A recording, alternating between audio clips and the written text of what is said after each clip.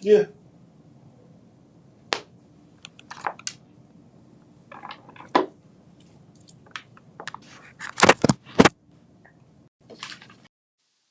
IFTBPM WIIFTBP Media's just for you and me. WIIFTBP Media's just for you and me.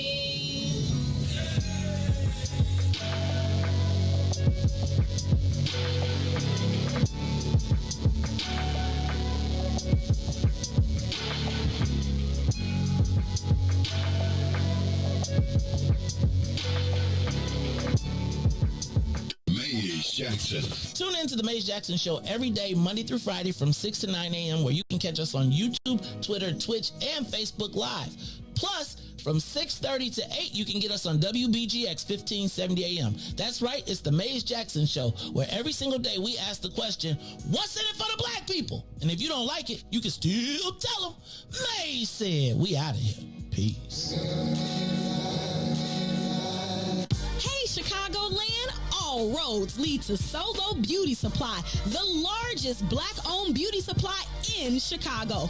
We carry a large selection of natural hair care products, plus much more. So come see us at one of our two locations, located at 9011 South Ashland or 8158 South Cottage Grove. Our inventory is growing, and with your support, SoHo Beauty will continue to be a source of pride in our community.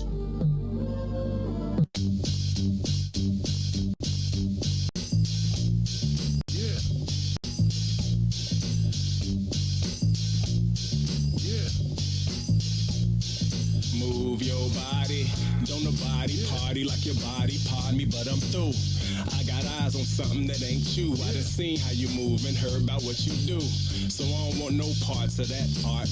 Hourglass figure, but not too smart. I done seen you with a couple of guys, couple of drinks, couple of hands all on your thighs. And I already see your next Vic. Free drinks and a couple of neck tricks. I'm not sure if you into it or into him, into deep or into them. All I know is in the interim, I have no interest to sink or swim. I can see the thirst on your face. Can't wait to catch it in the Me Too case. So I keep it moving in a 2-3 pace. Checking you ain't worth the deposit in that chase. You see my face? Yeah, you see my face. I want somebody to love me for me. Happy, happy is where I wanna be. I want somebody to love me for me. Happy, happy is where I wanna be. You're stumbling, wondering what to think. Approaching, fumbling, food and drink. Slurring and sweating like you stink. Even if I did your gender, we ain't in sync. Be original, don't follow the crowd. Dope fiend lean, smelling like that loud. I'm looking at your friends and they ain't that proud. Knowing next time they hang, you ain't allowed. So stop giving me the googly eyes, or you gon' force me to tell you a few of these lies. My crew know the mission like 3 or 4 spies. Heard your guy tell you to chill, work to the wise. That hard liquor and bad food, a bad mood. So I'm a stiff arm sidestep, a bad mood. I'm trying to live my life, not catch an attitude. Normally I'm nice, but I'm about to get rude. Move your body. I want somebody to love me for me. Happy, happy is where I wanna be. I want somebody to love me for me. Happy, happy is where I wanna be.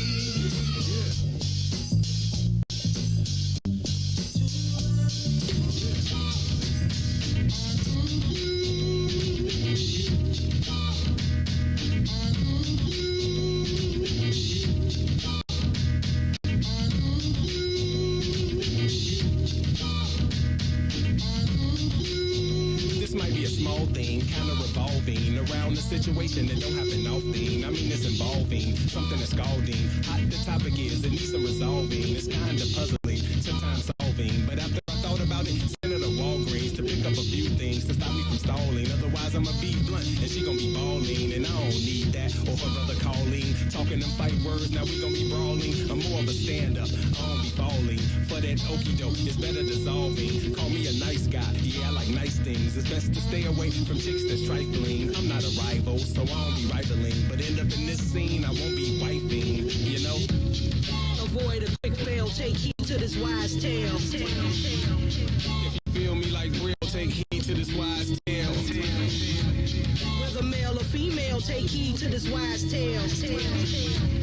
Outside or in jail, take heed to this wise tale. She got a secret, don't know where she keep it, don't know why she hide it, guess it's convenient. She like a zebra, two things at one time. It ain't black and white when you lived it a lifetime. She got a story, might be a fable, no categories. She don't like labels, she like a loner. Maybe she's selfish, something is fishy, but she don't like shellfish. She said that her phone broke and she need a new phone. She got a night job, now she got two phones, one for the pubic, one for the public. I Freudian slip, y'all, I think that you dug it. She got a curfew, she live in a group home, but she in Miami, getting her look on. She can't be truthful, not what she built for. Mouth might be useful, but nothing to kill for, you know? Avoid a quick fail, take heed to this wise tale. If you feel me like Braille, take heed to this wise tale. Whether male or female, take heed to this wise tale. Outside or in jail, take heed to this wise tale.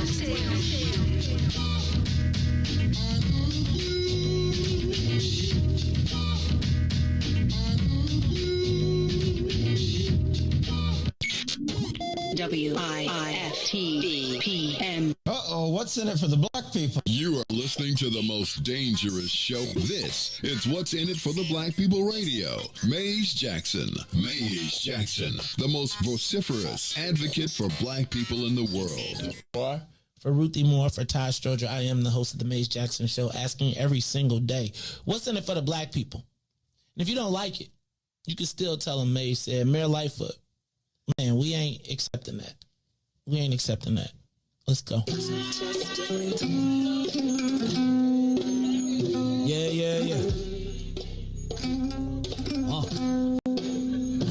Let's get down to business and go ahead and address the facts, man. Lightfoot seems more lesbian than black. Rahm Emanuel's another case. He was just as tired. 50 closed schools left much to be desired. Police had Anjanette naked on that body cam. They suppressed the footage so it couldn't touch a lot of hands. Reminds me of that 16 shots in that cover-up. Both of them similar, so I went and dug it up. George Floyd killed, a lot of riots happening in the town. Southside burned and they wouldn't let them bridges down. Grandmother sick, need a prescription and plus a couple groceries. You gon' have to travel just to get it now. COVID-19 out here shutting all the business down. Not enough SBA loans to even give around. So many failed businesses that you could put them in the pile. If you don't survive the pandemic, it's gonna sit you down. We sing, dance, play ball, entertain, and crack jokes. Government infested black neighborhoods with crack smoke. System that milked us so bad, we got lactose. Still trying to find out what's in it for us black folks. We sing, dance, play ball, entertain, and crack jokes. Government infested black neighborhoods with crack smoke. System that milked us so bad, we got lactose. Still trying to find out what's in it for us black folks. Shout out to Willie Wilson, hope one day you get to send it. We need some different players in the game to handle business. Too many shady characters like Madigan and Blago. But when you really break it down, it's typical Chicago. City full of gangsters, it's what the land was built on. Same streets with hood legends, DNA gets spilled on. Carjackers out here lurking, trying to get they steal on. Looking for a block to put them Hellcat wheels on. Let this give bogus appraisals a red line. Car crackers out here getting minimal fair time. And I'm concealed carry, I stay with the pipe. But Illinois gun laws giving minimal rights. Stay up on the swivel, make sure I'm moving tight.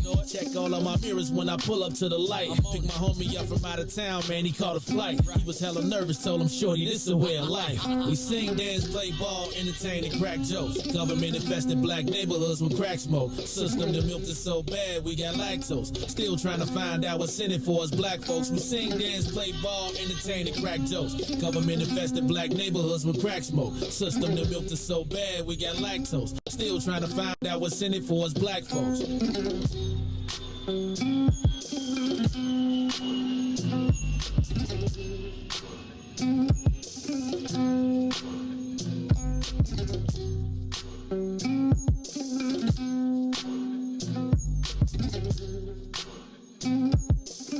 Wake up, Chicago!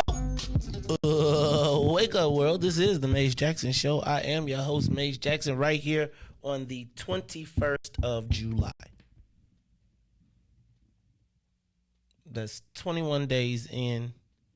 It means that it's what? 21, 11 days. No, 9:30. 10 days till only 30 days left to summer. Because August is 30 days. September, I don't count that as summer no more. Man, the summer until September 23rd. No, hey, man. Actually, It's all downhill. I still feel like a kid with the schools. When school go back, actually, I feel like adult summer might be that time between when the kids go back. See, football season don't feel like summer to me. Like if it's not preseason, once football season, summer is over. Football, if it's a football game on, summer is over. That includes college for me, really. So like that August 31st weekend, when they had a Monday college kickoff thing, right? And then Thursday night football happened. Then, they kick off the NFL season on a Thursday. It's like that. Yeah. Any minute, Riis.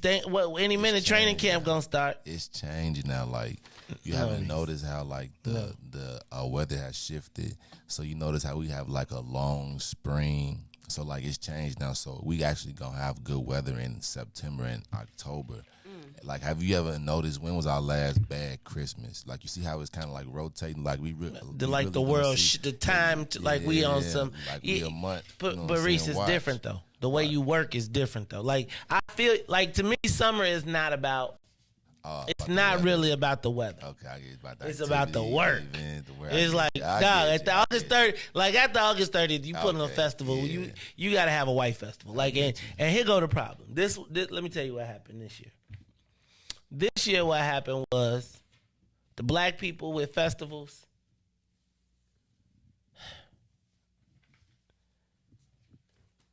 They just did them on top of each other. So you can't like they got summertime shy confused with June, July shy. Right? Within a span of 3 weeks almost, within the span of a 4-week period, you had the High Park Summerfest. You had Chosen Few. And then you had the Rose Froze. And then you had Silver Room. Everybody on the lake or in a different space, everybody charging. Now, if you would have did that in June, and the first pick should have went to Chosen Few because they've been there the longest. So it should have been Chosen Few. It's July. So somebody got to say, like, and it's July 4th, right? It's the July 4th weekend. So it eat up like 2 weeks. It's a 2-weekend eat up. Because after you done did, and then you had Juneteenth. Right? So you got Juneteenth where black folks done, it took them 1 year to catch up. And Juneteenth became like the new 4th of July for black people. So now you got Juneteenth, Blackapalooza. Then you got, and then Joe, you got. See, man, they ran summertime shy into like a month. They should have spread it all out. Like, could you imagine if like in August you knew that, right? Like the Silver Room was coming, or the High Park Brew Fest was coming in like August. That'll be what you'll be building up for. You went to all of that. You ain't trying to go to nothing else for the rest of the year. I think people just trying to get them out the way before something else happens. But well, see now that's the goal. Let's get this out the way before something else happens. Who won? In what regard? Who had the best festival? Like who festival? Okay, so out of the festivals that many, huh? I didn't go to that many. Okay, so but everybody out there went. I want to know who had the best, and I bet you I know somebody that know. He probably can't say because he trying to stay working. But somebody been at all of them somewhere. Somebody around here was at all of them, and I'm saying like, man, Charlie, like all the other black people should have got together and did a festival. right? Like they should have had like Silver Room and Hyde Park Brewfest should have been one festival, right? Like they could have been on the lake. They could have been like one day is the eclectic, because I ain't know nobody except Abstract Man State. By the way, shout out to Abstract Man State. They joints is off the chain. Like I feel like they got ageism. That's why we got to get anyway. They did get ageism. That album is straight. I was listening to it on Tidal, like, and Kanye produced every song. Okay, anyway, so let me stop. So what we got to come up? What we doing this, Riis? I guess we got to start asking Riis, because you know Riis the new plug, right? Like Riis the plug. Like last summer we was plugging Riis. Now Riis, you gotta be like, Riis, could I get a ticket, man? Riis like, I don't know, man. What you you say about me at work the other day on the show? Can't ask me on that. You know how it is. You know, I get you in though. You know, you can just be like, you know what? Yeah, I get you in. You know? Yeah. All right, man. I'm just saying, man. It's the Maze Jackson Show. I'm your host, Maze Jackson. I got my co-host, Ruthie Moore, in the building. He's probably drinking some hot tea. It's gonna be 90. This What's he is drinking? coffee. Ruthie, did you smell the heat on today? Yeah, No. you know what? I wonder what that smell was. That's the heat I saw. You got cold? No, You got cold? it's Or was for it you. accident? It's for you. No, it wasn't. Ruthie, No, that- Yes, it was. he was chilly. No. You was chilly. No. I was like, That's because it's a little chilly today, this morning. For real. I don't. Is it? See, look at you. You know you had a little mist on your windows when you came out. Ruthie, I don't come out. I drive out. That's why you're not impacted by the elements. I wear the same stuff year round. You're not impacted by the elements. I did come You outside. came in here, you was like, ooh, it's a little nippy. I ain't bring a coat. Because I didn't know it was this cold. So you got your summer clothes on today. You ain't even got a hoodie on. Listen, it's actually supposed to be kind of decent.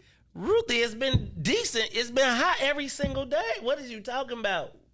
No. Well, This early in the morning, it don't be that hot. It be 65.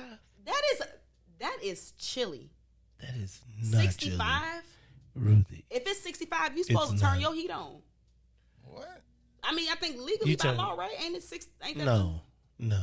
What's the degree? It ain't 65. If your heat got to come on to 65, I'd be sued every year if I was your landlord. That's kind of cold though. 65. At 4 o'clock in the morning? Who's walking around at 4 o'clock in the morning? If you're up at 4 o'clock in the morning, you usually jog. People who ain't got the car to garage house service. Oh, well, I'm just, Regular people. you ain't had no mist on your car. Riis, did you have mist on your car? All right, I'm exaggerating. With the mist. Exactly. But still, Ruthie, you know it's a little chilly today. we be talking about the Ruthie. There's a little fog. Somebody asked me the other day, why do I let you gaslight me so much? What? Like about? Give me an example. Anything that has to do with work or employment. No, that's not Yes, gaslighting. It's not gaslighting. It's a difference in opinion. We just have extreme viewpoints. No, we don't. My viewpoint is not extreme. Yes, I feel like your viewpoints be extreme, so mine got to be extreme to counterbalance the extremeness. That's exactly the point. No, mine is based in sanity. No, so you see, you like sanity versus insanity. You think your stuff be regular, but I think it's absurd. Exactly why we're that's out where that's we are why in this it's country. such a great show, and that's why I gotta keep my position because I feel like yours is just so extreme, and you be thinking my stuff be extreme and absurd and not grounded in reality. I be telling you, I be having to have. Some days I be having to have after show therapy about Ruthie. I be like, do y'all think she really be thinking this? Yes. Ruthie, stop. Yes. I had everybody like this. Yes. It depends on what it is. I don't generally just be saying stuff. Sometimes I think you do. I think you just be gaslighting me. But it's okay. If I'm trolling, I'm trolling. See? But you be trolling. I do you not don't troll. like people troll you. No, I do not troll. You are troll. the king of the trolls. Yes, you are good at it. How am I? I never troll. I'm pretty just Maze. So are you calling me? What are you talking about? Are you trying to say I have like I don't even I keep my hair nice and the troll is the thing you put on the pencil and go like this? Nah, Ruthie, you be the gaslighter, but it's okay. It's all right. But anyway, y'all, we talking crazy anyway. It's her. Ruthie Moore. She in the building today. What's up, Ruthie Moore? How you feeling today? I'm all right. Uh-oh. You went from... It's almost Friday. You supposed to say, I'm good. I'm good. It's almost Friday. You know, I live for the weekends. Man. Well, you'll be happy to know you probably won't have to stop to get coffee anymore. Why? What's happening? There's a coffee. We got a coffee thing. Oh, really? Here? No. Where? Oh, you're talking about the big coffees. Just so you could be like. Got it. One of the we gotta get the fixings. So, yeah. We should get them infused. Oh, goodness gracious. Man, just be like, hand them off, come back. Which coffee do you like? Would you like Jamaican coffee? Why, thank you very much. All right, y'all. It's the Mace Jackson Show. That's my girl, Ruthie Moore, on a Thursday. Got to say what's up to my man, DJ Riis the Ruler on the ones and twos. DJ Riis the Ruler, how you feeling today? I'm blessed by the best. You already know the rest. It's Thursday, ain't it? It is Thursday. Riis, Lakers? Yeah, you know. What's up, dog? You know I'm a Bron fan. Who? Bron. Man, they about to Colin Kaepernick LeBron, boy. LeBron, like, if I'm going out with a flame. He calling mugs racist. He saying, "Why, LeBron? Why you don't like Boston? Cause they racist as food." What? Everybody know that though. Yeah, but you ain't supposed to. Now, see, we're gonna talk about that because He should have redlined it. I did not know that they were racist. Did you know they was racist in Boston? Is what he just like. You should have formulated the question. It's that like. Lord have mercy. Yeah, we're gonna talk about me being a racist because somebody told me that they think I'm a racist. Like, people are feeling like I'm a racist, and I got to talk about this today because I really do. People said that I'd be like making people like. Can I talk? You know what? What I've come to recognize is I have been traumatized by childhood racism. And I have recognized that I have been triggered by things in my recent history that take me back to a very young age when I encountered racism for real. And I don't know that the racism, so I don't want to say I need therapy, but I do feel like I have been traumatized by racism in a different way than institutional racism, right? Like direct childhood experiences that, you know, when we was talking about the psychological warfare and stuff like that, like, I want to talk about it because I do feel like I feel like I was traumatized, and I do feel like some things have triggered me that put me on a path, and I don't know that it's everybody, but it is. They reinforce the key learnings that you make as a, you know, like when you've been. Man, okay, so I don't want to be referred to Kendrick Lamar, but on this last Kendrick Lamar album, now that I'm the new Kendrick expert, he was talking, there's this part where, I guess it must be Dr. Sebi. What's his name? Sebi. Okay, so Dr. Sebi, and he was talking about if you view your life, your childhood viewed through a series of traumas, then it shapes how you kind of see life as an adult. And I feel like I have re-experienced a lot of childhood trauma lately. And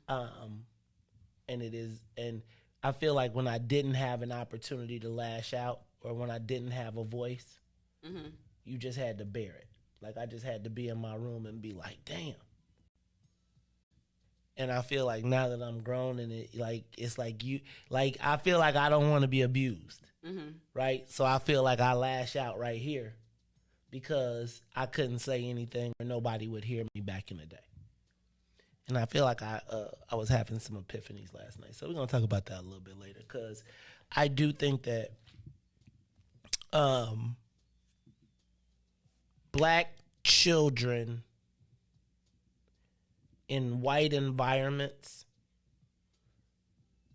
need a special kind of reinforcement.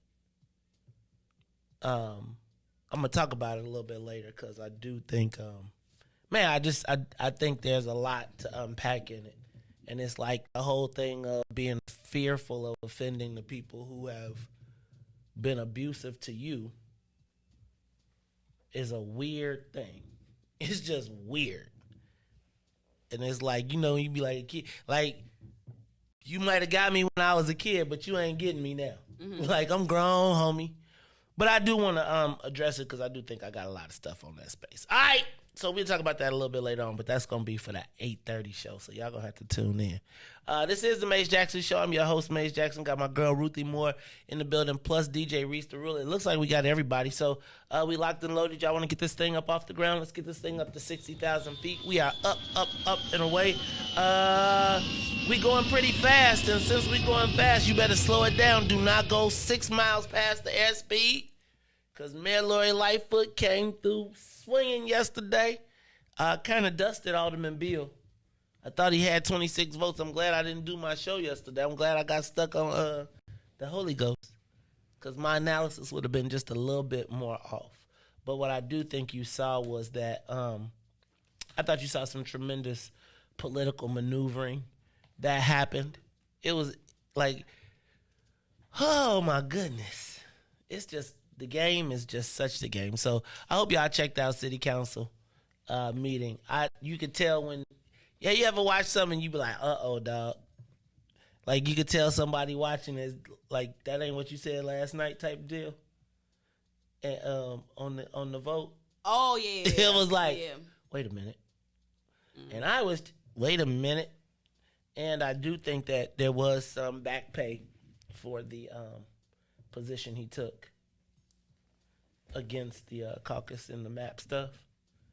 So I think it's a lot that happened in that. And I think he had a resounding defeat. We're going to talk about that too. But look, y'all, it's 6:30, so let's take a quick break. And then when we come back, we'll welcome the Saints. And then we will get through the headlines and the social media question of the day. It is the Maze Jackson Show. I'm your host, Maze Jackson. Got my man, DJ Riis the Ruler. Ruthie Moore will be back after these messages. The Maze Jackson Show will be back after this break. WIIFTBPM. WIIFTBP. Media's just for you and me. WIIFTBP. Media's just for you and me.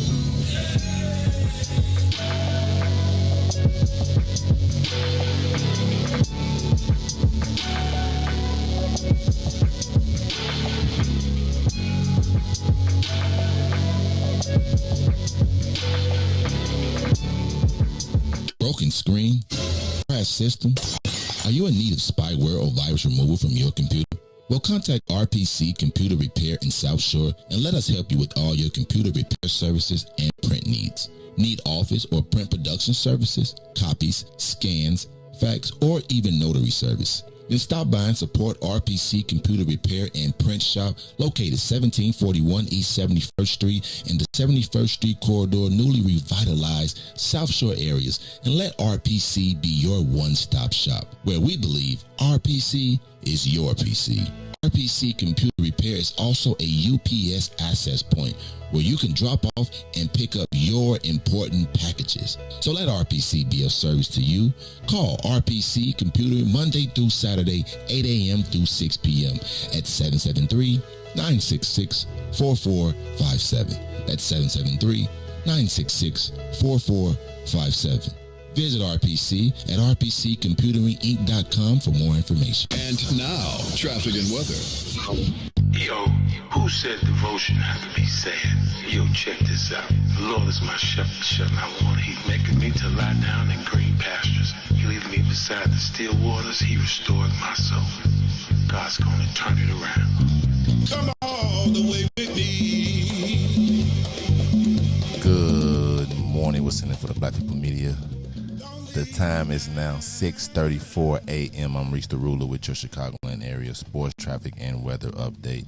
Head over to sports. The Chicago Sky in action at home yesterday, taking on the Seattle Storm. They will win 78-74, making that 5 in a row, and clinched a playoff berth.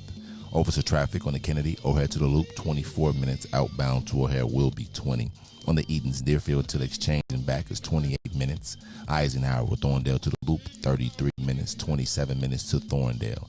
Stevenson from I-355 to the Dan Ryan will be 52 minutes. Outbound will be 33. The Bishop Ford, I-80 to the Dan Ryan, 35 minutes, 38 minutes to I-80. The Dan Ryan is 18 minutes to the Loop, 14 minutes to 95th. On DuSable Drive South, 55th to Jackson will be 7 minutes. Jackson to 55th will be 7.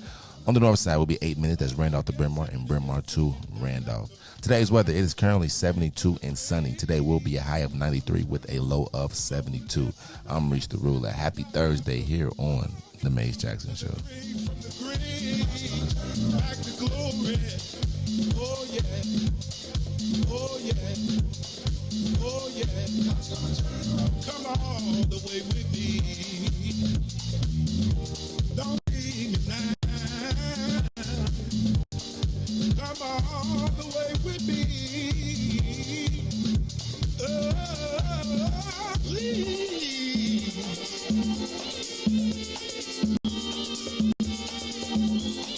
God's gonna turn around.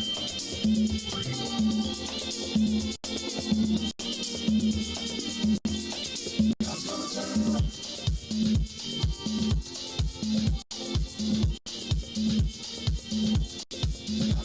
You are listening to the Maze Jackson Show. I'm your host, Maze Jackson. Got my man DJ Riis the Ruler and Ruthie Moore in the building. Hey, y'all, let's get through some of these headlines. I don't know if you all saw the story. You probably did, because probably the only people who saw the story were black folks. The story of Jeremiah Moore, the 7-year-old who was shot while asleep in his car. Driving mom was ambushed, and they are looking for people to testify to come forward. In the meantime, the Highland Park shooting is still. Do you know that the mayor of Highland Park yesterday testified in front of the U.S. Senate? Yeah, about banning assault weapons, right? Mm-hmm. That's a lot of. I'm gonna stop. I'm gonna leave it alone. Did you see the feds are taking up these carjacking cases? Man, it's nationwide. They taking them up nationwide. I mean, car theft and carjacking are at like an all-time high across the nation. Everybody watched. I don't know.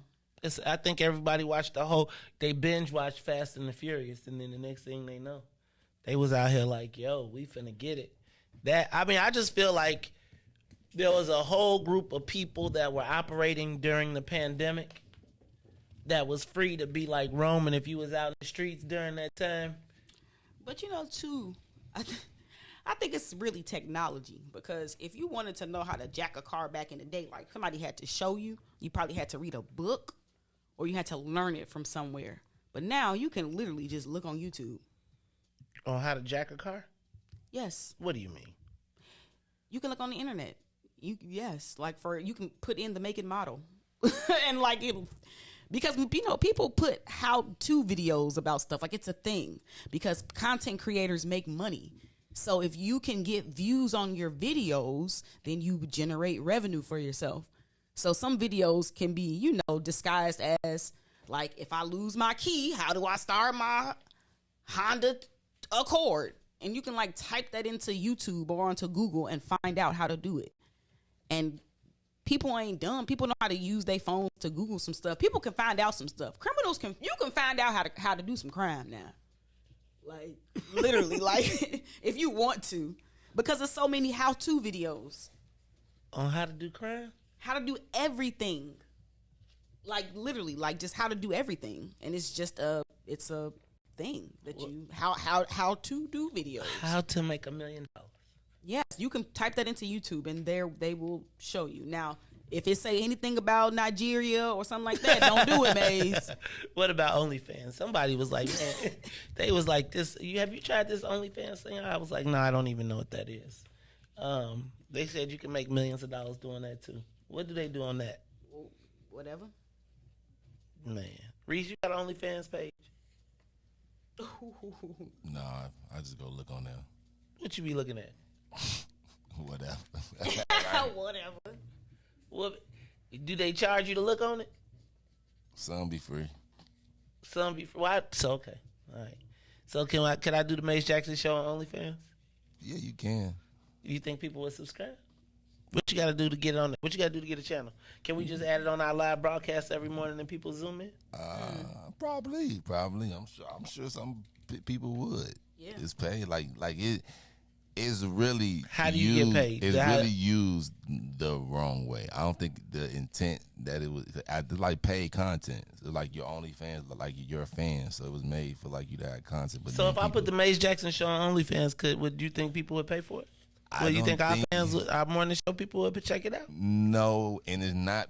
It's only because. Why they wouldn't follow us to the platform? Why not? That's not cool. Because it's OnlyFans. If it was anything else, then yeah. But because it's OnlyFans and like the name that is, when you think of OnlyFans, you kind of, the perception of OnlyFans. No, I really don't. I mean, only your fans, right? Like, I feel like it's 300 people that watch us every day. Right. Like, and that's I what feel it's like designed for. It was designed for that right there. Okay, so why don't we put our show on OnlyFans? You can, but I'm telling you, it's gonna be hard to get the Saints to download OnlyFans because you can't. I think that we should use and explore every platform that is available. You don't think the Saints will listen to? Speaking of the Saints, how are the Saints doing today? Thank you to everybody from WBGX 1570 AM. You can catch us every day, Monday through Friday from 6:30 to 8. That's right, Monday through Friday, 6:30 to 8 on WBGX. That's 1570 AM. You can also give us a call at 872-259-7474, 872-259-7474. If you're out there, not OnlyFans, if you're out there and you part of the church crowd, you part of WBGX, give us a call today. I'd like to hear from you. I want to make sure y'all still out there.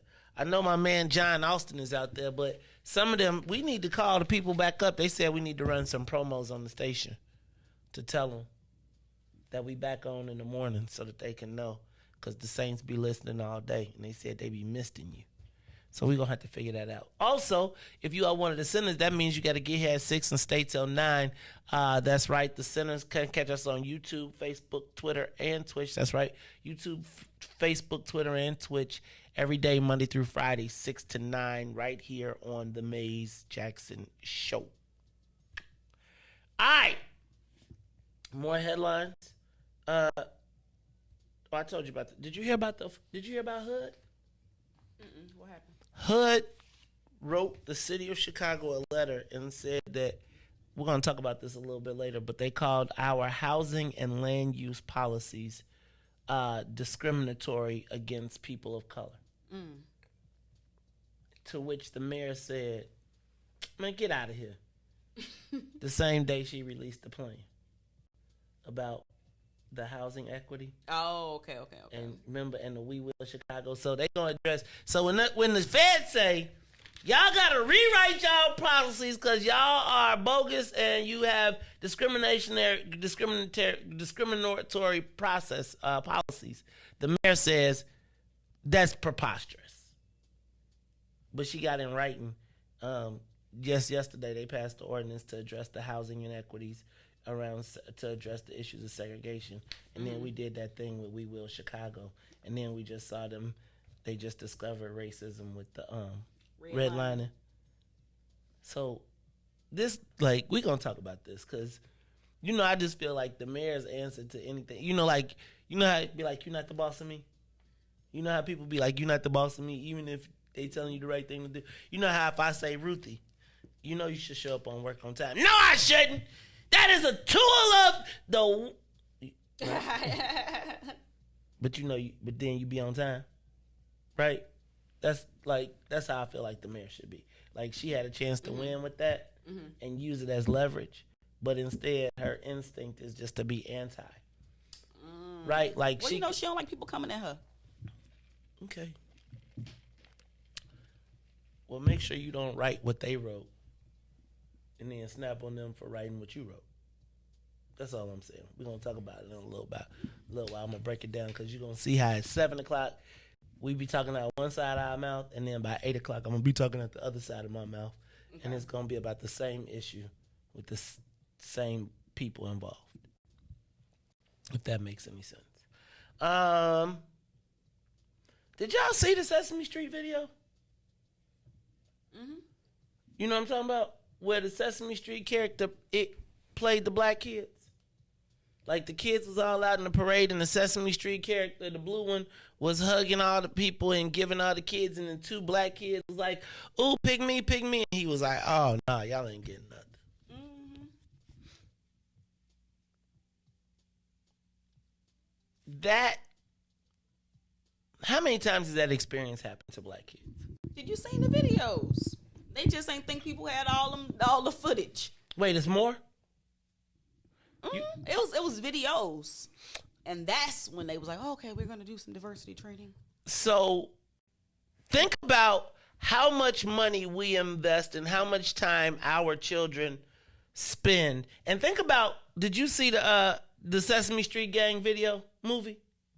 Mm-mm. That is an epic show. If you ever get a chance, I think it's on HBO or Showtime, but it's about Meet Me on Sesame Street, the Sesame Street Gang, how Sesame Street came together or whatever. Mm-hmm. And it was built all about inner city black kids, for inner city black kids who were stuck in the house and were trapped by, and they said TV was to learn and to think about the history of it, and then to watch them play those little black girls like that. That just, and I think about how many times, like at the shows and at the Bozo show and at everything where the black kids be like, ooh, ooh, ooh, ooh, pick me, pick me. Mm-hmm. I think about all the times that I was at the, like when I was a kid and you would go to events and you knew they was never going to pick you. Like to be the one, you know, like the kid that got to be the example. And I just felt like that video was just, like I told you, I have experienced so much trauma. It'd be like triggering. But you know, that's also, Ruthie, that experience is what helped us shape the program that we did when we started working with Ringling Brothers and Disney on Ice. One of the things that used to happen was when I was a kid, we would always get tickets, but we would always get the tickets that were all the way up. They would give you free tickets, but they were like the ones in the rafters. So you never got to get, you know, like when they would throw stuff out in the audience, wasn't nobody throwing nothing up there. They didn't have the air guns like the, right? And so when we shaped our program for Ringling Brothers and we did the coupon voucher program, we said that no matter what happens, the kids that we give tickets to could not be forced to sit in the high seats. That they had to be able to sit in the places where the characters would interact. And it was at a time when we had interactions with the performers where we would like actually have them directed to pick black kids to participate.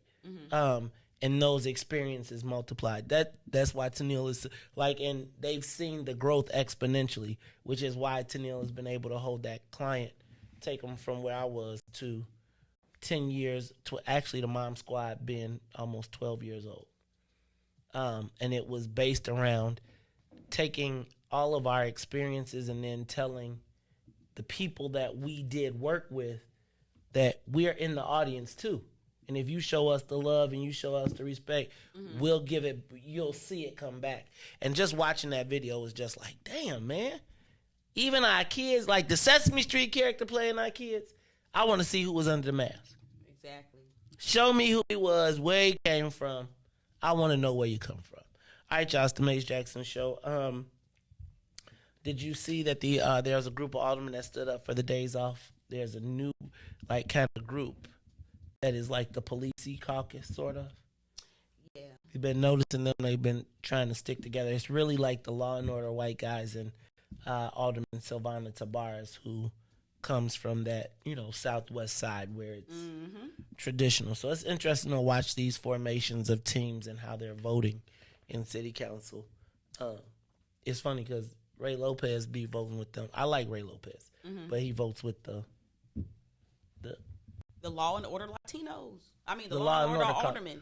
There it is. So Ruthie, we gonna start making some charts of the caucuses that exist, so people can see, and then we'll put it up there. Like we'll know who the lineups are, so you can know who the cross pollinations are and who could be double crossing and all that good stuff. I ain't mad at them. I think it's a good base to galvanize. I think they are rife with plenty of issues and concerns right now, and I think that the most Chicago police officers don't really necessarily feel like they have a voice in order to be able to express their concerns. And it's interesting that falls on the side of extreme in today's society for police officers to speak up about their needs. So I think there is definitely a place for the Law and Order Caucus to exist. And they got guns. They squad got guns. I'm telling you. True that. I'm saying, if you're going to pick a caucus, take the one with the guns, man. True that. All right, y'all. It's the Mace Jackson Show. Let me see what else I got on there. Oh, did you see? Also, drag racers beware. Ruthie, it passed yesterday. So now, if you was popping off and you better take your videos. You better go in and get the license plate editor. Because you got to blur your license plate because they gonna be going back getting a lot of people. Now, here's me.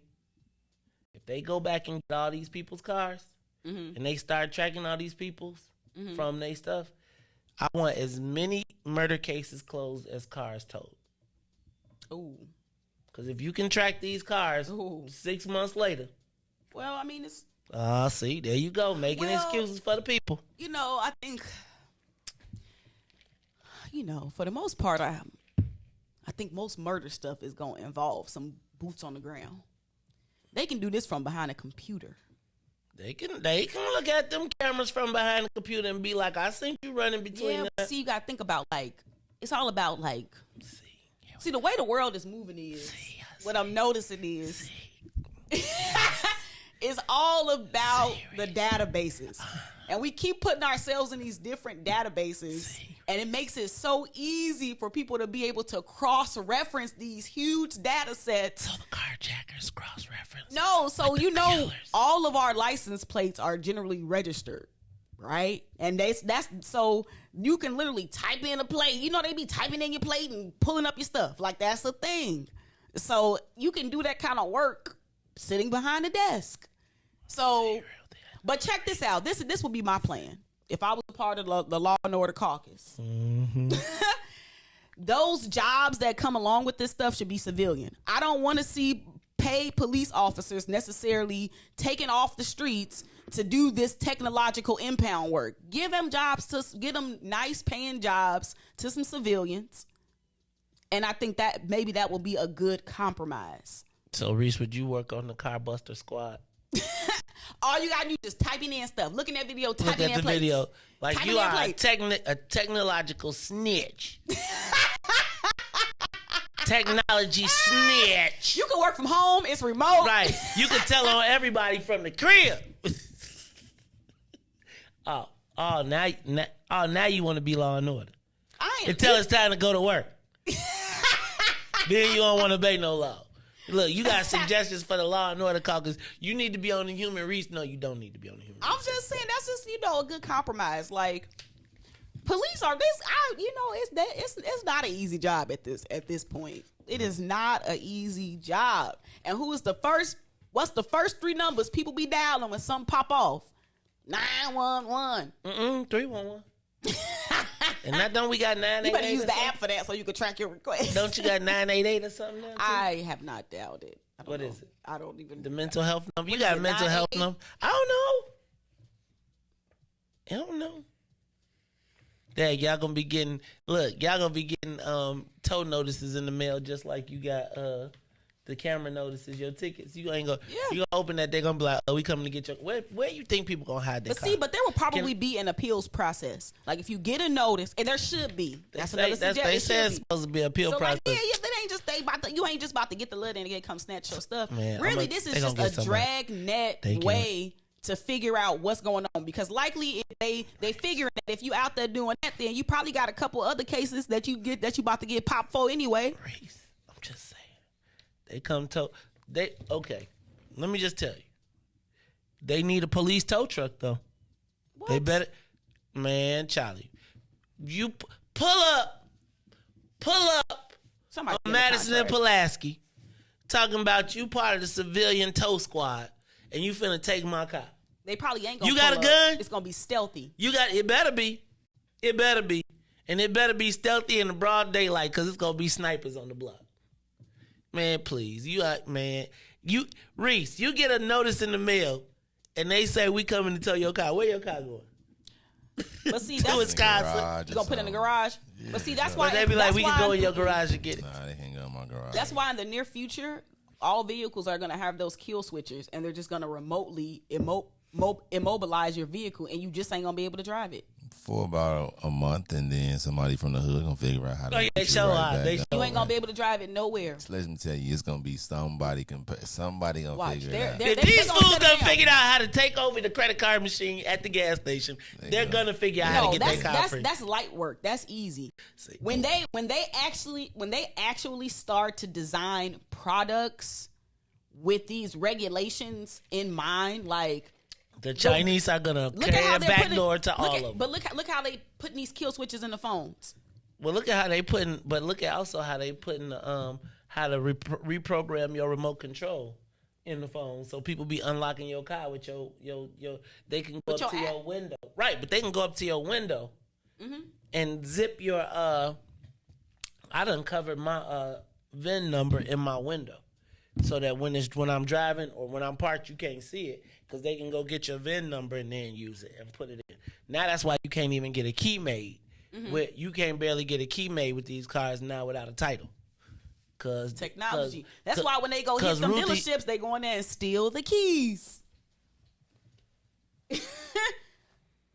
If you a car dealership and you just keep your keys in one of them little boxes somewhere, I remember. You might have to switch it up. Now you gotta put them in a safe. You gotta take them with you when you leave the vicinity. No, because these fools will come home to you. You gotta take them off site, like you gotta get an armored truck to come and put the keys somewhere. That's ridiculous, man. It's the world we live in. Yep. Technology is our friend, but it's our worst enemy. I'm gonna tell you what's getting ready to happen. Rich people gonna hire their own. You remember what's them people? Remember Pinkerton? Back in the day.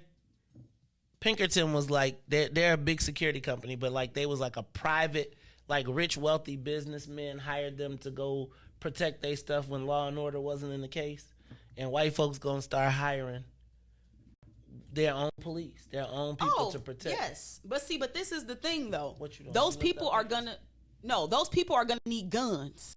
So while the same politicians that's talking about restricting guns are the same ones that got security people with guns. Yes. Oh. So man. Oh, that's what it is. Yes. So people with security. Ruthie, speaking of guns, did you hear the story? Did we talk about the lady who got shot 6 times? And the dude waited for the police? And he not arrested? And he not in jail? Because he had security. Okay, I'm gonna stop talking about this. I'm trying to actually get her on the show so we can understand what happened, because I'm very concerned about this concealed carry and just the way that it's being able to be used by others. That's why you gotta stop by Obsidian and join our concealed carry class, because you'll be get on the floor. You gotta learn how to gotta be ready. I can't say that again, because yesterday when I said you gotta be ready, then we said when the white man come, then the next thing you know, we had a Holy Ghost service and somebody cursed me in the comments yesterday, said you cannot play with the Holy Spirit. And I must tell you, I was not playing with the Holy Spirit. I felt a vibe yesterday.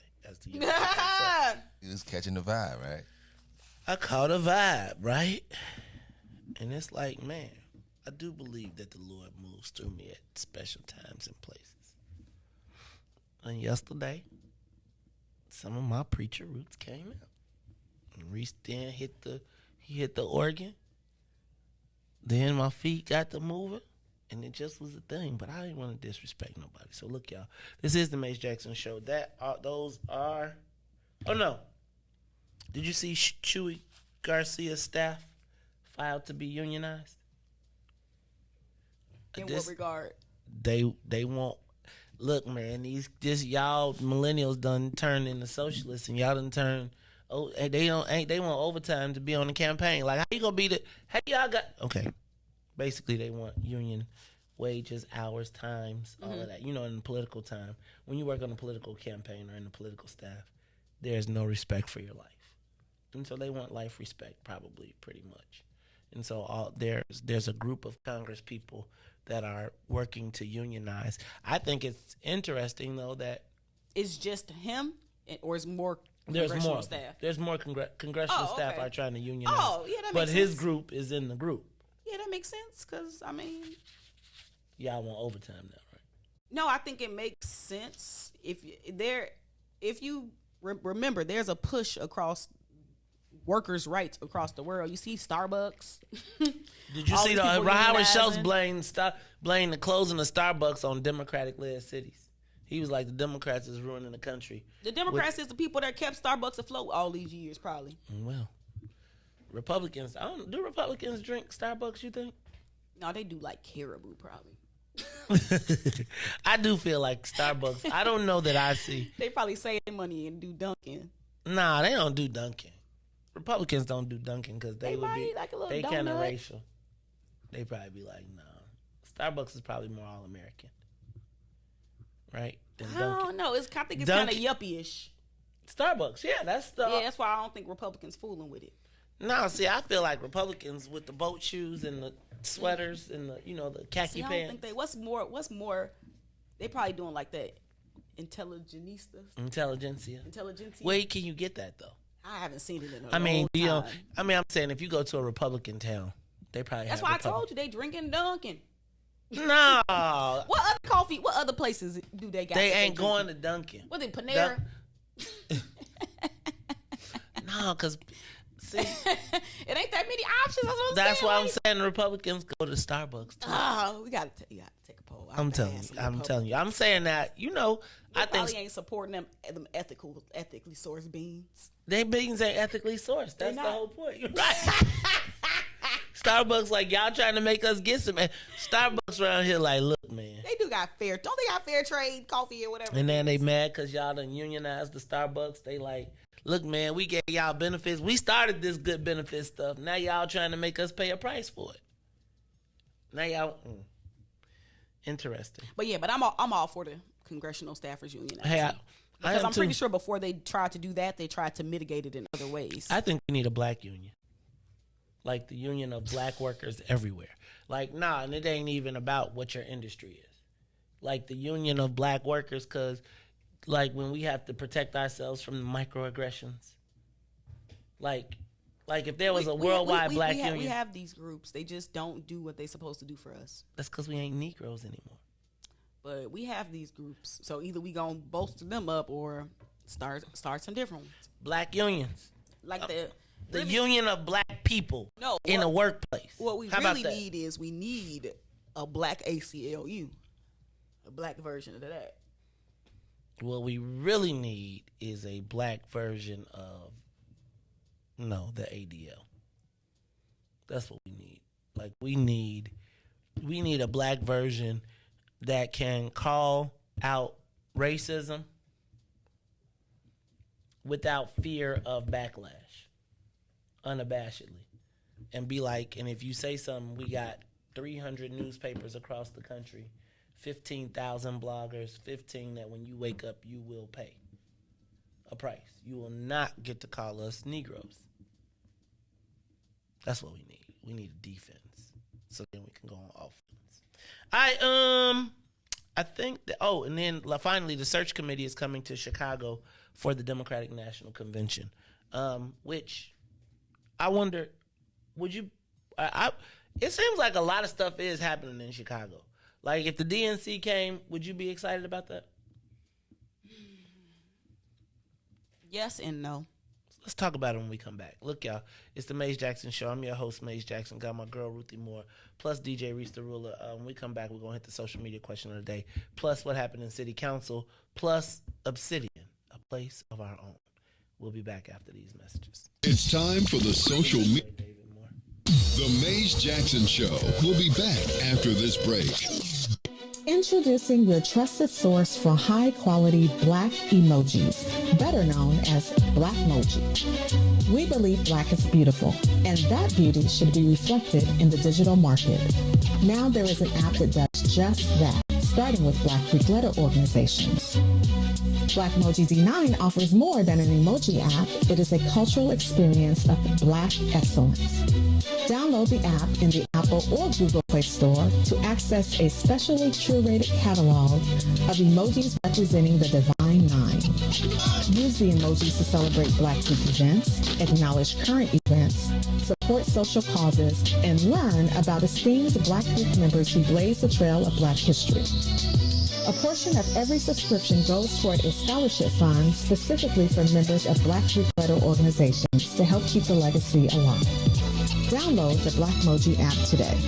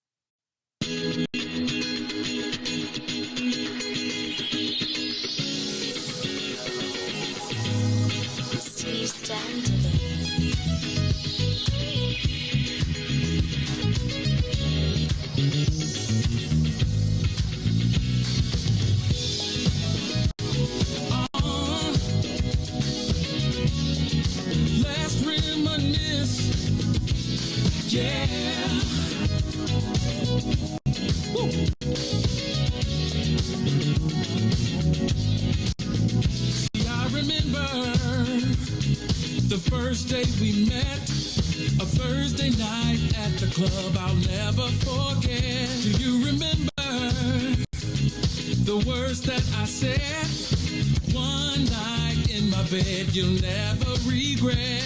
And you, with your pretty brown eyes, I knew, baby, you would change my life. And you opened up my eyes to see. I'm excited for our future, but I love our history. Let's throw back to the day that we first met. Let's throw back. I never will forget. Let's throw back to when we fell in love. Let's throw back, babe. I wanna throw back, babe. Is it just me? Don't you miss those nights sexing on the beach, playing Isley Brothers in between the sheets? And now we're taking flights from London to Belize, and we're popping bottles, endless shopping sprees. Still sexy as can be. I knew you're still the only one for me. Yeah. I'm feeling lucky as can be. I'm excited for our future, but I love our history. Yeah. The day that we first met, let's throw back. I really wanna know. Let's throw back. Let's go back. Let's throw back. Let's go. I wanna throw back. Oh, come on now. We were making love to the first time. Let's reminisce of the whip. We were making love. Come on now. Let's throw back. Oh, all I wanna do is throw it back. That's all I wanna do. Come on now. Let's throw back, babe. I wanna throw back, babe. Let's throw back, everybody. Let's throw back. If you love somebody, let's throw back. Talk about the love. Let's throw back. Let's throw. I wanna throw back. Reminisce on how it used to be. Oh yeah.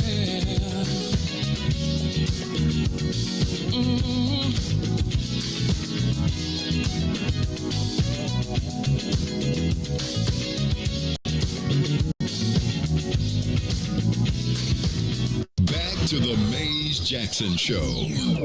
You are listening to the most dangerous show. This is What's in It for the Black People Radio. Maze Jackson. Maze Jackson, the most vociferous advocate for black people in the world.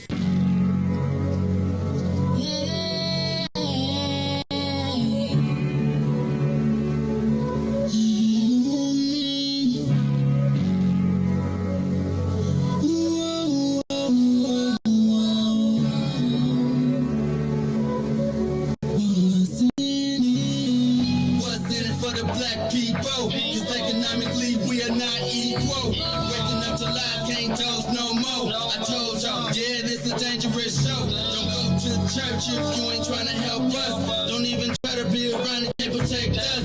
We see the lies, not other politicians. We need money and no symbolism. It's Maze and Riis and Ruthie and Ty, explaining how we all come from God, giving us tools to beat the odds. If we united, our movement gon' stop. If they ain't trying to help us, they ain't trying to do nothing. We gotta do something, we gotta stop running. It's time to confront the problem. Really, you expect your oppressed to solve.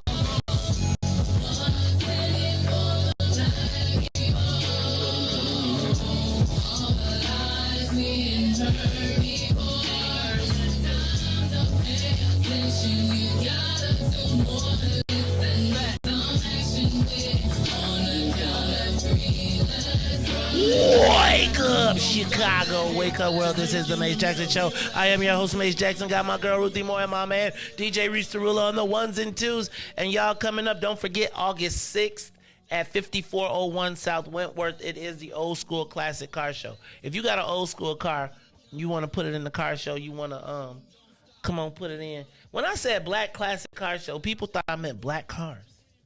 No, I want black people with old school cars. Riis, I know you know somebody with an old school. Riis, I'm surprised you ain't got an old school. You seem like an old school.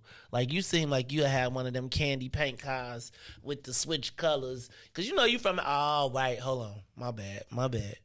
Riis probably got a low rider with switches. Right? And then he ride it straight when he riding through the neighborhood, through the brotherhood. But when he get by process, he be like,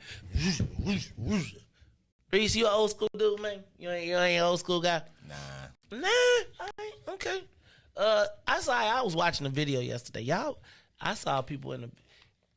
I'm not even telling you my story about the old school car trick. All right, but we are having an old school classic car show August 6th from what did I say? 3 to 6. 3 to 6.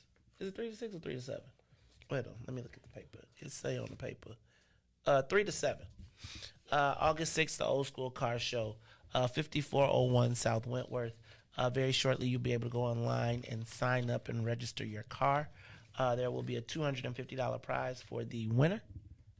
Cash prize awarded at the end of the day. You can vote, and you can find out how you can power vote as well. So everybody get a vote, but we want to do it the good old Chicago way. If you want to do it the Chicago way, you can power vote.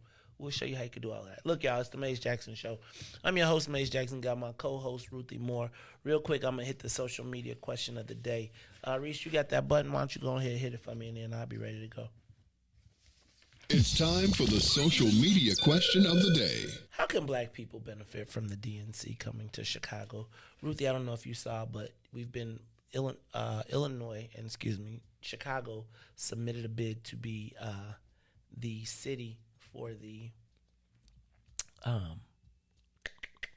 2024 Democratic National Convention.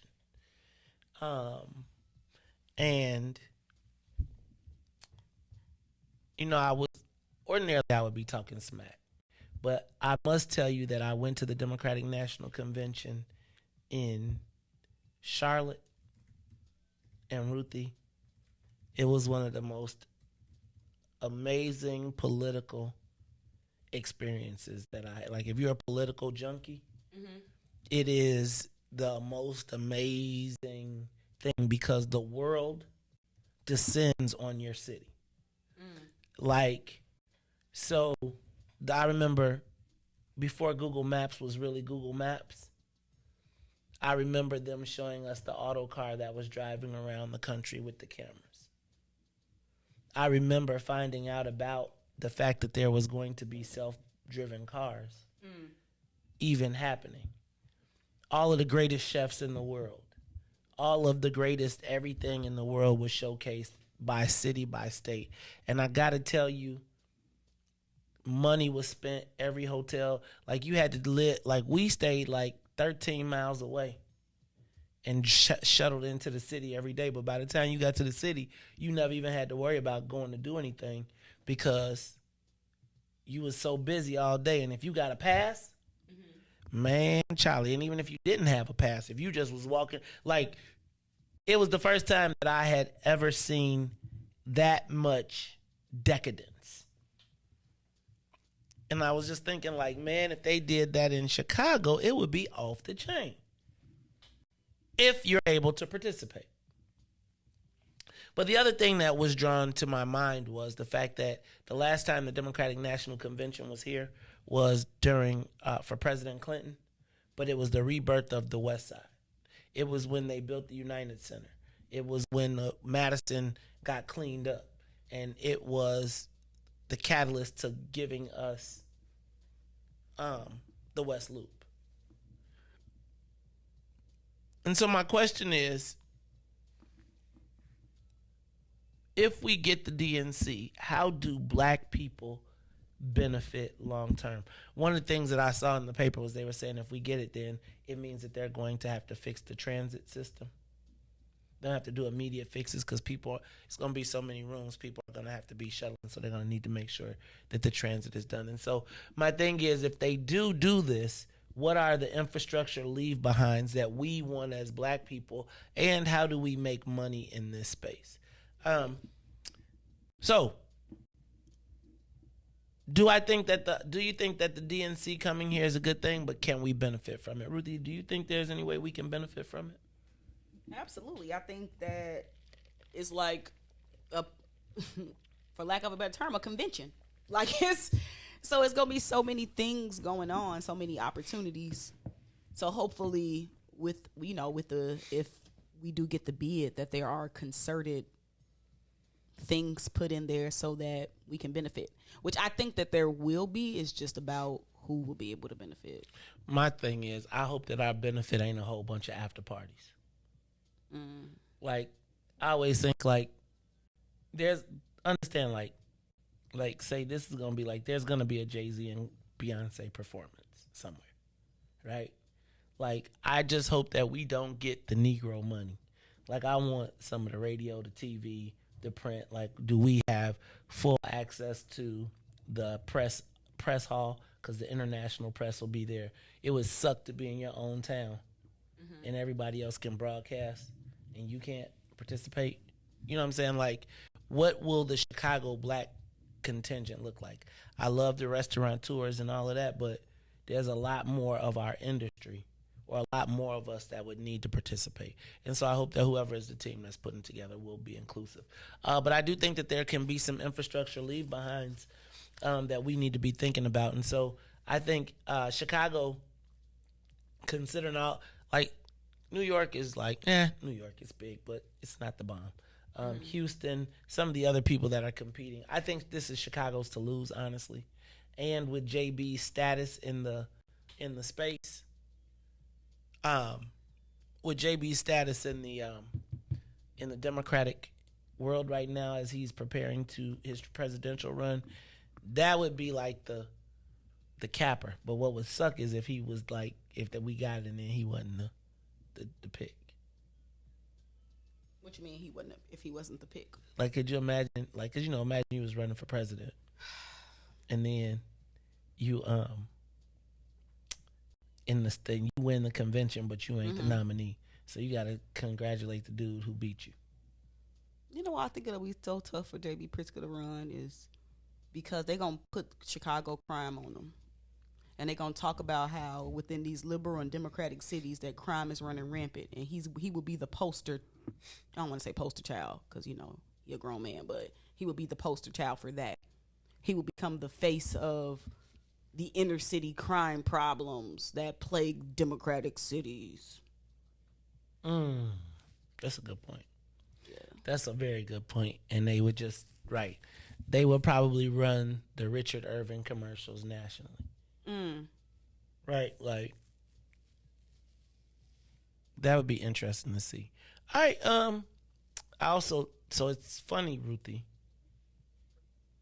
Riis got in trouble for it. But I was in a conversation yesterday that when we talked about JB's presidency, brought up the same issue that Riis brought up and that you brought up, but he was a member of his tribe. it was like, I cannot believe how I was flabbergasted sitting there. Like, I was like, did I just get accused of what you just said? And it was like, so I do think, so where do you think JB fits in the race? Do you think well, I feel like they got him going on the tour. Money. Like, the Clintons have been funding the Democratic Party for so long. And, you know, it's interesting when you see when people that are funding it are also the face. Because most of the time, people that funding it, you never know who they are. They just be funding it from behind the scenes. But it's a whole different beast when you funding and you the face too. So I think the Clintons have, you know, they done ran that part out. So I think the Democratic Party is using J.B. Pritzker's money because they know he want to be the face too. So they just gonna pimp him. Yeah, they gonna parlay that. I mean, he got disposable income. So why not play politics with it? Try to amass some power. I heard another interesting thing yesterday that I told y'all that I'm. You know who I think is still gonna be the surprise potential candidate for the presidential race? Who? Oh, that ain't the. Where did Karate Kid come from? Mm-hmm. When he went to you talking about the Karate Kid with Jaden Smith? Yeah. Where was they at? What country? Wasn't it Japan? Maybe. I think the ambassador from Japan is in contention. To be president? Yeah. Rahm Emanuel? Yeah. Yep. I do. Oh. I do. No, I didn't think about that one. I told y'all this a while back, but I think if there's no Joe Biden, and here's my other part of that. If they're going to break the barrier, will Americans be more likely to break the barrier with an authoritarian like Rahm or JB? In a place where Democrats need a strong leader who's tough, who I don't think. And you can get away with Laquan. You can get away with the Laquan thing now. No. Yeah. White people are I feel like for us. But I feel like white people, like with all this rampant crime, I see people saying, man, Chicago would not be like this if Rahm was here. They're gonna get Rahm on his corporate interests, and with this whole Uber thing that's going down with the lobbying, they're gonna tie Rahm Emanuel to that because based on his brother and based on how Uber show did usher itself right on in. I mean, if you I don't want to go too deep into it. Just read it for yourself. Wait, which one? What Marie? About what's happening with Uber. What's happening with Uber? So Uber is under fire right now for their lobbying practices. Somebody who worked there blew the whistle on it.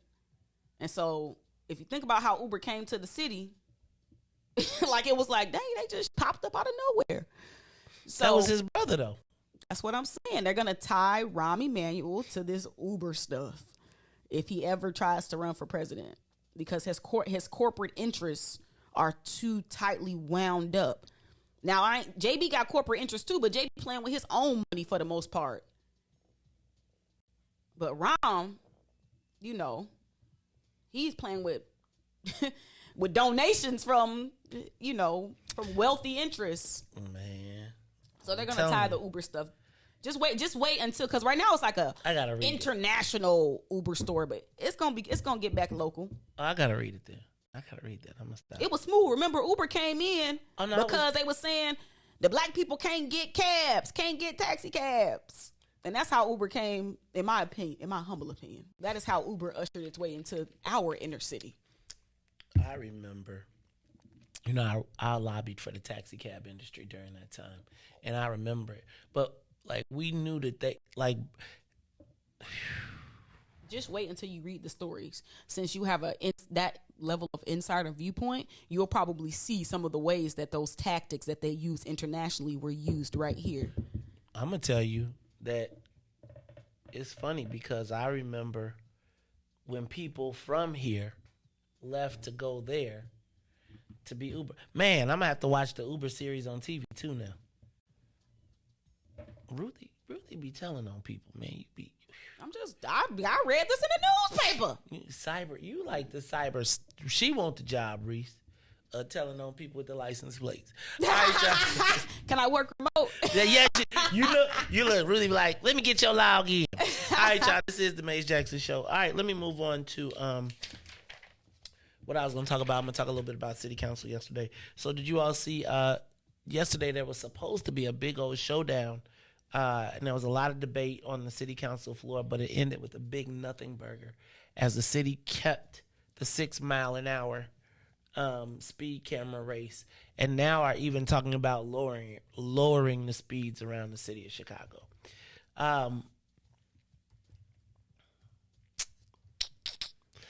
So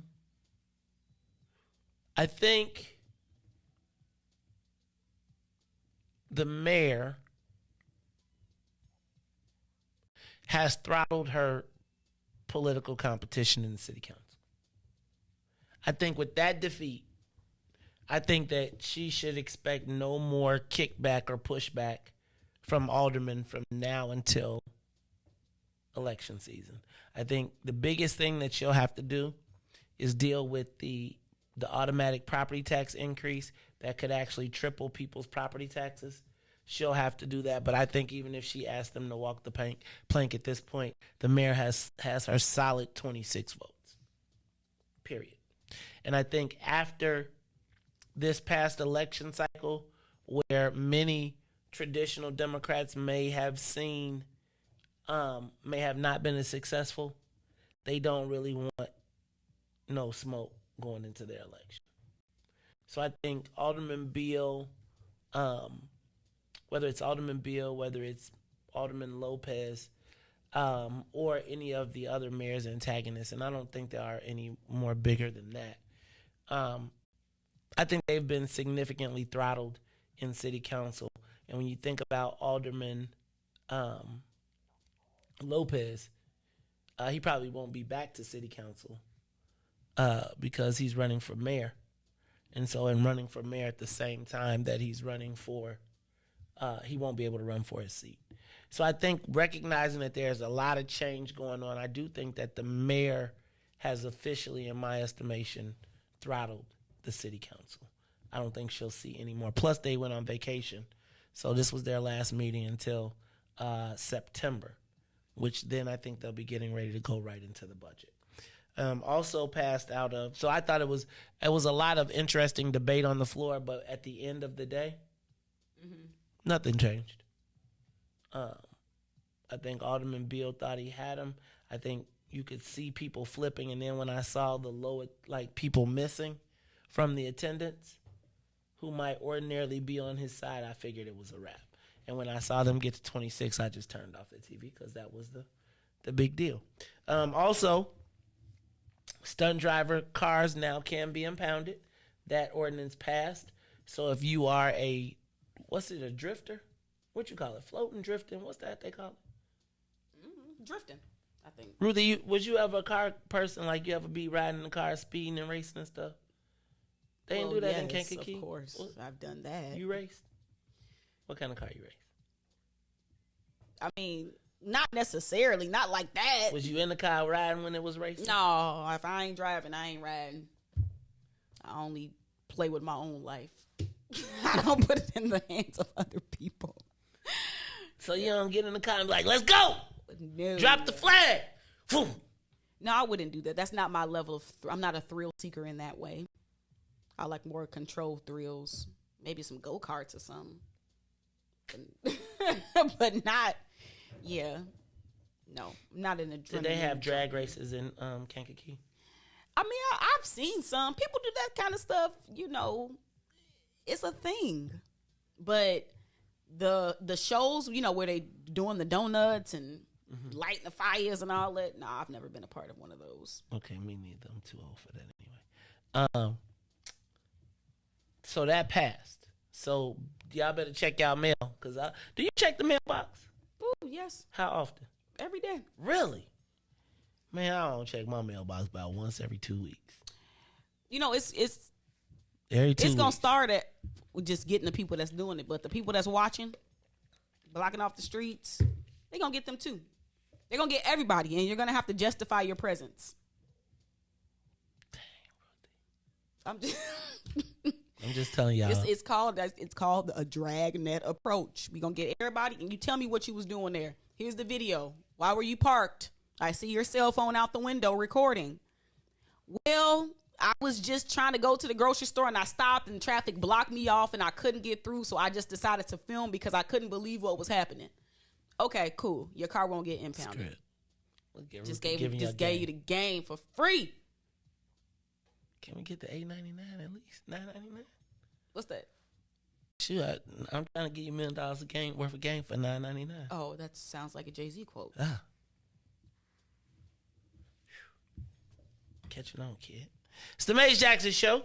Also in the city council, there was a call for the smokestack report to be released. The city council, there was a smokestack report. A smokestack exploded in Pilsen, and it dusted the whole town. They blew it up to demolish it. It didn't explode. Right. Okay, my bad. They blew it up to demolish it with no plan for the smoke cloud that descended over Pilsen and Little Village, covering everybody's cars, homes, and breathing in whatever is included in an implosion of a smokestack. Mm-hmm. Well, they hid it. They hid the report from the inspector general, and now there was a resolution calling for the mayor to release it. But I think that they don't want to release it because it just shows that they really don't care about the people. So anyway, Ruthie, also yesterday an ordinance passed to repair the harms of segregation. To what? Yes, there was an ordinance that was passed yesterday about building housing around transportation. By bus lines and train lines that were traditionally in the black community that have been part of the discrimination. So they're saying that if you lived in around transit areas, in inner city black neighborhoods per se, then housing did not come there, and so they are providing incentives for builders to build affordable housing in those areas. Now, do you want me to tell you what I see? What? So you would say that if I told you I wanted to build housing so that people live close to the red line, the green, which is the black places. What's the black lines, Riis? The red line. What's the one that go out west? There's green. one on red, green. What's the one on Lake Street? The lake is green. Okay. Blue is the Congress hill. Okay, blue. So red, blue, and green, right? If I tell you that along the red, blue, and green lines, developers have avoided building housing, which keeps black people from access to jobs, opportunities because of proximity. That would be and I told you that I was going to give them incentives to build around the red line, the green line, and the blue line. You would automatically think that's a good thing, right? Mm-hmm. Until you realize that they're not building it for you. Because by the time they finish it in 15 to 20 years, you're not going to be there. So they're going to provide incentives for people to build around the transit areas to, let me help you understand what they said, to repair the harms of segregation. Now, we as black folks, what do we say about the red line? I'm not getting on that bad boy unless you have to. So now what is happening as the people leave the downtown and move from the downtown to the near south, to the South Loop, to Bronzeville, to now as they start to, remember when we saw them $300,000 homes in Chatham? Mm-hmm. Now I got to start building better housing around these hubs because the people who was living in the high rises in the West Loop now they was living with their roommates, now got family, so they moving further west. So now they moving to Austin. So now we still feel like you need transportation. White folks take public transportation. They be like, it's what I'm supposed to do.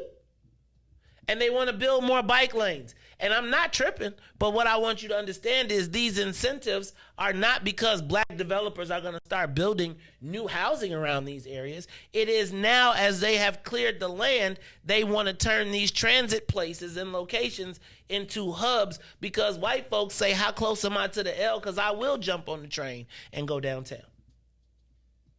So now people are being incentivized using race and segregation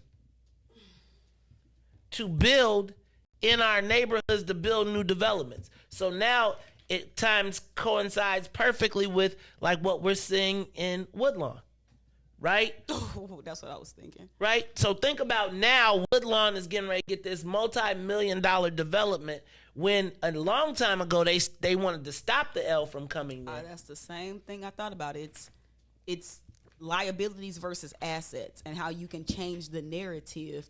And that's what's happening. They're reshaping the narrative around all of this stuff to turn these blighted areas into assets versus liabilities for people not wanting to do development along this section of the railway. So now tie that into what I just told you about what happened with the DNC. Right? When they built the United Center and they built, right? Like, so understand that now when you see race and equity being used to restore areas, right? In the same week that they just did a land swap and took the Ickies, right? Which is right near what? A transportation hub at 22nd, right? Which now is going to be appealing.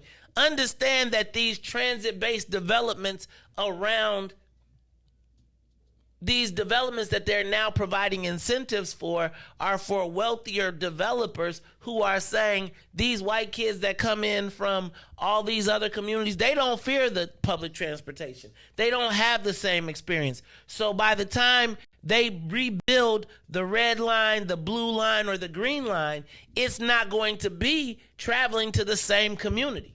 That L stop that you don't like to take, that, what is it, the one that's at 47th? 47th and like King. Line?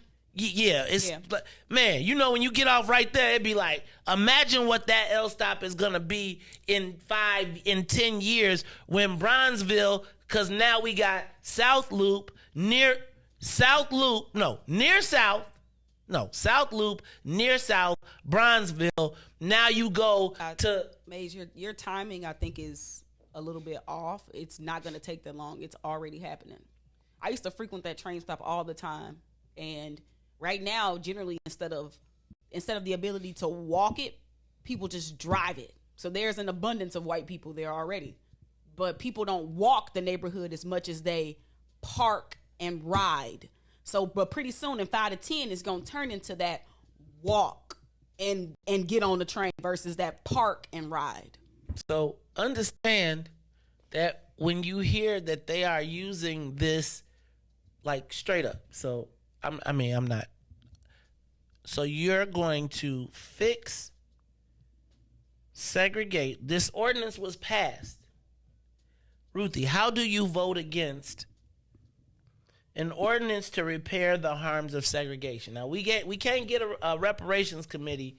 We got a subcommittee co-chaired by someone that's not a beneficiary, supposed to be a beneficiary of reparations. And then you see there's an ordinance to repair the harms of segregation. We got to be on that. So then I read the thing and it says, well, this ordinance is to provide economic incentives for people to develop around transportation. Mm. We look at public transportation differently than white folks. Right? Like, just think about, I think about like the first time I went to New York and I was like, take the train. You sound crazy. Think about, Riis, how we think about taking the train. You be like, man, I drive. Right? We think about what we think about the red line, but remember when I was telling you, nobody from Beverly takes the red line. They got a whole different set of transportation for them. Now, as you move to Inglewood, right, and Inglewood now converts, I'm going to put transportation there. White folks look for bike lanes. They expect to take public transportation. Matter of fact, developers be like, if you could get a transportation hub, it'll make my place even better. And so I want to know who are going to be the black developers, the black people that are going to be the beneficiaries of the incentives that are built around these areas. Who will be the black developers? Who will be the black contractors, etc.? Now, remember, that ain't my space. So I'm not going to get into the construction fight. But I do know that if I see someone of a different persuasion getting up telling me about how they're going to fix, let me read it again, to repair the harms of segregation, and the person don't look like somebody that's been harmed by segregation, I gotta ask who's informing the decision. Now, I also want you to understand that this ordinance passed. This is 7 o'clock, and this is the 7 o'clock hour. We're going to take a quick break, because at 8 o'clock, we're going to talk about a different perspective, because when HUD said the same thing, they were like poppycock. We'll be back after these messages. It's the Maze Jackson Show. I'm your host, Maze Jackson, my man DJ Riis the Ruler, and Ruthie Moore. The Maze Jackson Show will be back after this break. WIIFTBPM.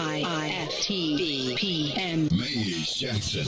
Tune in to the Maze Jackson Show every day, Monday through Friday from 6 to 9 a.m., where you can catch us on YouTube, Twitter, Twitch, and Facebook Live. Plus, from 6:30 to 8, you can get us on WBGX 1570 AM. That's right, it's the Maze Jackson Show, where every single day we ask the question, what's in it for the black people? And if you don't like it, you can still tell them, Maze said. We out of here. Peace.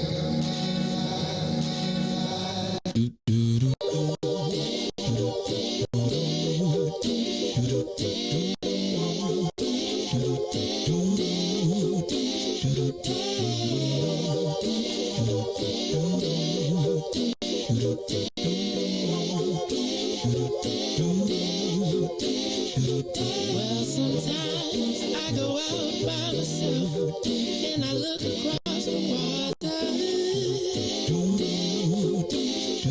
and I think of all the things what you're doing, and in my head I paint a picture. Since I've come home, well, my body's been a mess, and I miss your ginger hair and the way you like to dress.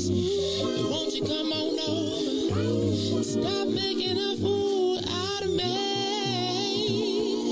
Why don't you come on over,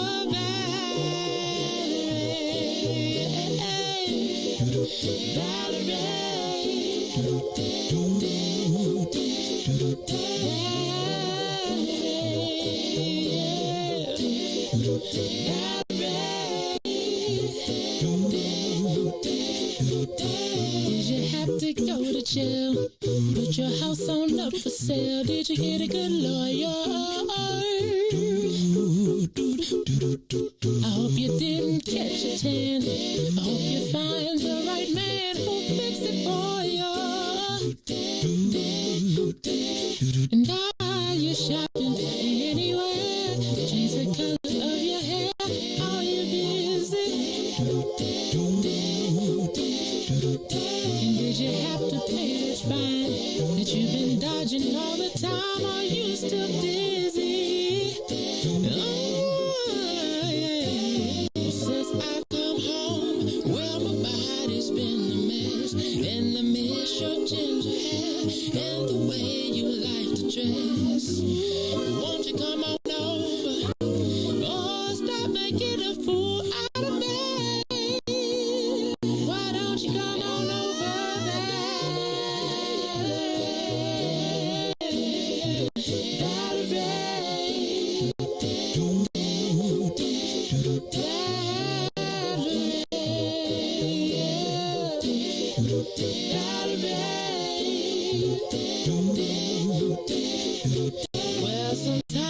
Sometimes I go out by myself and I look across the water.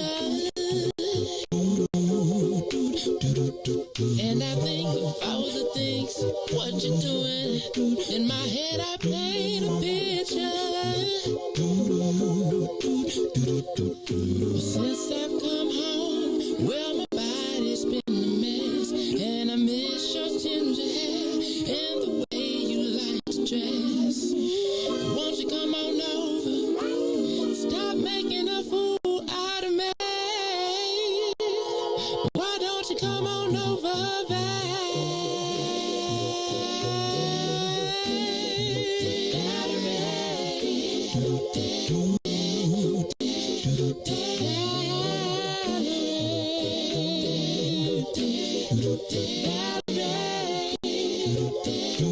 Why don't you come on over,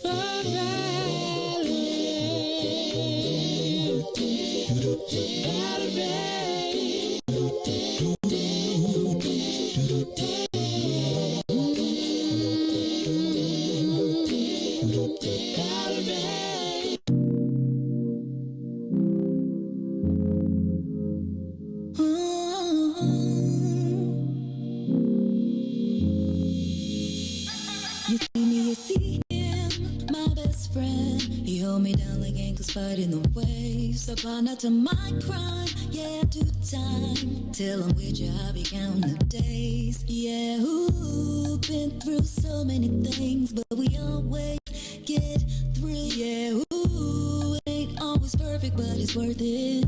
This is deeper than the surface. If I said I You are listening to the Maze Jackson Show. I'm your host, Maze Jackson. Got my girl Ruthie Moore plus DJ Riis the real Riis. Lakers. What? Why you say you was wearing the Lakers hat, man? Oh, cause LeBron. Is he still a Laker? Come on, he the NBA. That's it. Yeah, that's well. You see what they about to run him about the country, man. They trying to. I got to. I tell you, I don't get on nobody's case once the people on them because the people is on LeBron right now. You hit Sparker right. Take it easy on Gay. Hey, take it easy on my boy. Easy. All right, man. Hey, y'all. I want to take a moment and do a shameless plug. So first of all, thank you to everybody who was tuned in with us on WBGX 1570 AM. I'm your host, Maze Jackson. You can give us a call, 872-259-7474.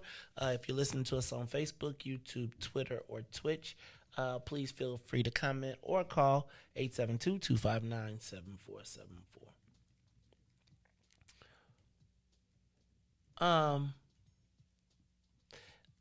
So, I don't know if you all remember, maybe 4 years ago, I was featured in an article in Forbes magazine. And I held the interview at the SoHo House. And I remember the artist, and I had on my What's in It for the Black People shirt, right? And I remember the writer and we were sitting out at the pool deck, right? And people were walking by in bikinis, and it was like a Miami Vice scene, and people was jumping in the water and all type of stuff. And I remember him saying, "This is where, like, you, Mr. What's in It for the Black People, this is where we're gonna meet." He was like, "Well, I feel like this is a little pretentious." And I explained to him that it was an artist community.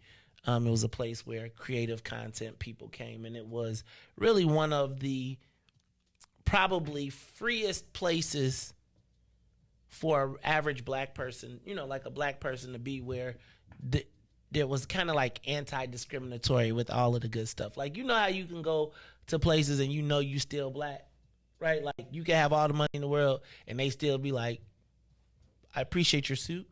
I appreciate your shoe. I appreciate everything that you have, but I just want you to be clear. You're still black." And back in the day, SoHo for me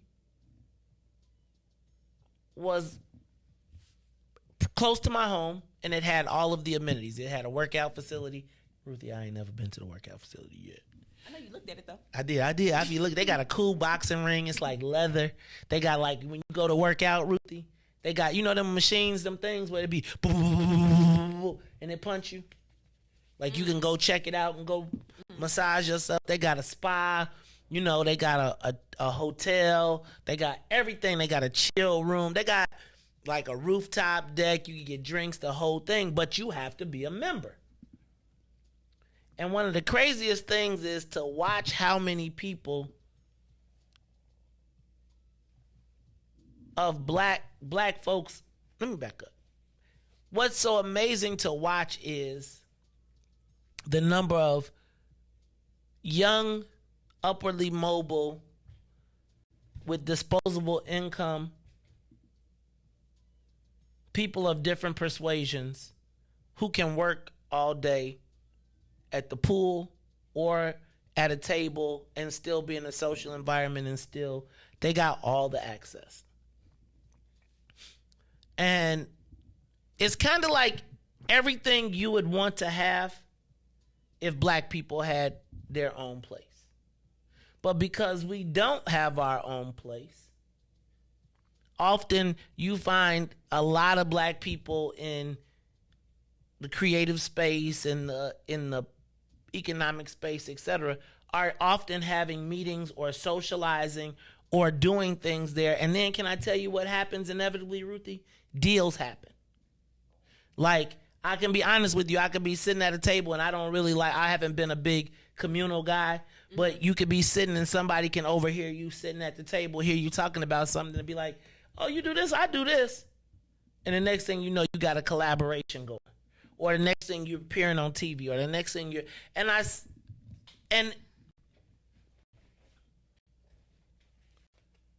I often complain that there is no place like that for us. Right? A place where you can go, you can feel safe, you ain't got to worry about, you know, like you can just come in, be cool, grab you a table, it ain't all pretentious, you ain't got to worry about, you can come in and it's almost like your own space. And so, Ruthie, you've heard me talk about SoHo all the time. I'll be like, I was at SoHo, this old schools, right? And to some black people, that's a status thing. I ain't gonna lie, when I first started, I used to be like, yeah, I'm gonna meet me at the SoHo. Meet me at SoHo. And I still tell people, meet me at SoHo. And, you know, it's still a thing. But it was, as we do this, what's in it for the black people first thing, I kept saying to myself, is there a place that we can just talk? Ruthie, you done schedule me for meetings, and I be going to meet with black people, and they be having cigars and all type of stuff. And I be like, why do I have to come from my neighborhood to do co-working, to have a place to meet, to have a place to sit back and talk about black issues? Where do the black panel discussions happen? Where do black people who may not have known each other meet, socialize, and become great together? Where do we build? Where do we kick back? Where do we sit down? Do black people play games? Right? I look at people on social media and they're renting out rooms in other neighborhoods to go play board games. And I'd be like, you mean to tell me we don't have a place where you can sit down and go and play a game of Monopoly and laugh? We don't have a place where you can go play pool, get you a game of pool, sit down and have a nice, now it's not because of the way things and the rules are, you have to BYOB. But Ruthie, I kept saying all the time, where can black people convene? Where can we, when you need to have a baby shower, when you need to have a repast, when you need to have a presentation for your company in a black-owned, and you want to not use a downtown hotel? Where do we have that? We have audio visual capabilities that allow you to put your presentation on big screens around the whole place. And so, Ruthie,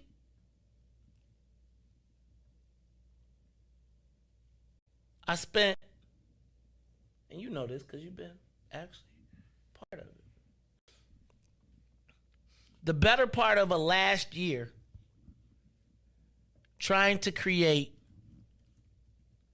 our own living social network. A living social network. Black living social network. A place where Black people from all parts of life with all sorts of interests, where do you go to, and I was going to say where Black people meet, but then I was like, I don't want it to be a date. It's not a dating site. But where do we go to convene? And so what I'd like for you all to consider is becoming a member of the Obsidian Social Club. It's officially licensed by the city of Chicago, so you ain't got no problems. It is private. We plan to have member exclusive. I'm gonna put up an ad for it for you real quick so you can check it out. Private, safe, clean environment, secure. We have member exclusive events you all may have been hearing, but coming up next month is our membership drive because we are looking to find our charter members, people who will join us and become a monthly member. Coming up next month, we have Taco Tuesdays. What's the comedy karaoke kickback? And then you're going to definitely want to be there for our living room concert series as part of our membership drive in the month of August. We have co-working space. And you can't say it ain't good enough because can I tell you what I did, Ruthie? What? You know, because Black people will look at your stuff and be like, man, this ain't. So you know what I did? The furniture is from the Four Seasons Hotel and the Ritz-Carlton, because you know Black people will talk about you. So your tables and chairs, your couches, Ritz-Carlton, Four Seasons Hotel. Can't nobody front on you. Come check us out. If you want to co-work, you need a place to go. You got to have a meeting in the middle of the day. And you're out south, you don't want to come all the way downtown, you don't want to pay for valet park and pull up on us. You can call in advance. You can even order. Now, we don't got a kitchen. But you know what you can do? You can Uber Eats and have it delivered. And I tell you what, my man, I have it on plates and silverware for you. You don't want to miss that. Now, let me tell you, we also got free Wi-Fi, so if you got to come, you got to get on. Y'all got to get on the internet. Stop by. Become a member. Free parking. For our special events, you can call in advance and reserve a table. Right? But you got to be a member. Not a club. Remember, this is a living social network.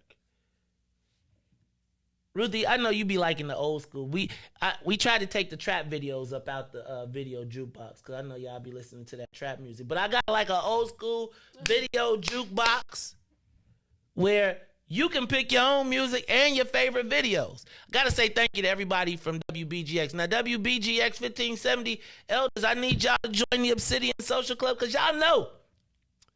Ruthie, some people be like, I want to play pool. Pool table.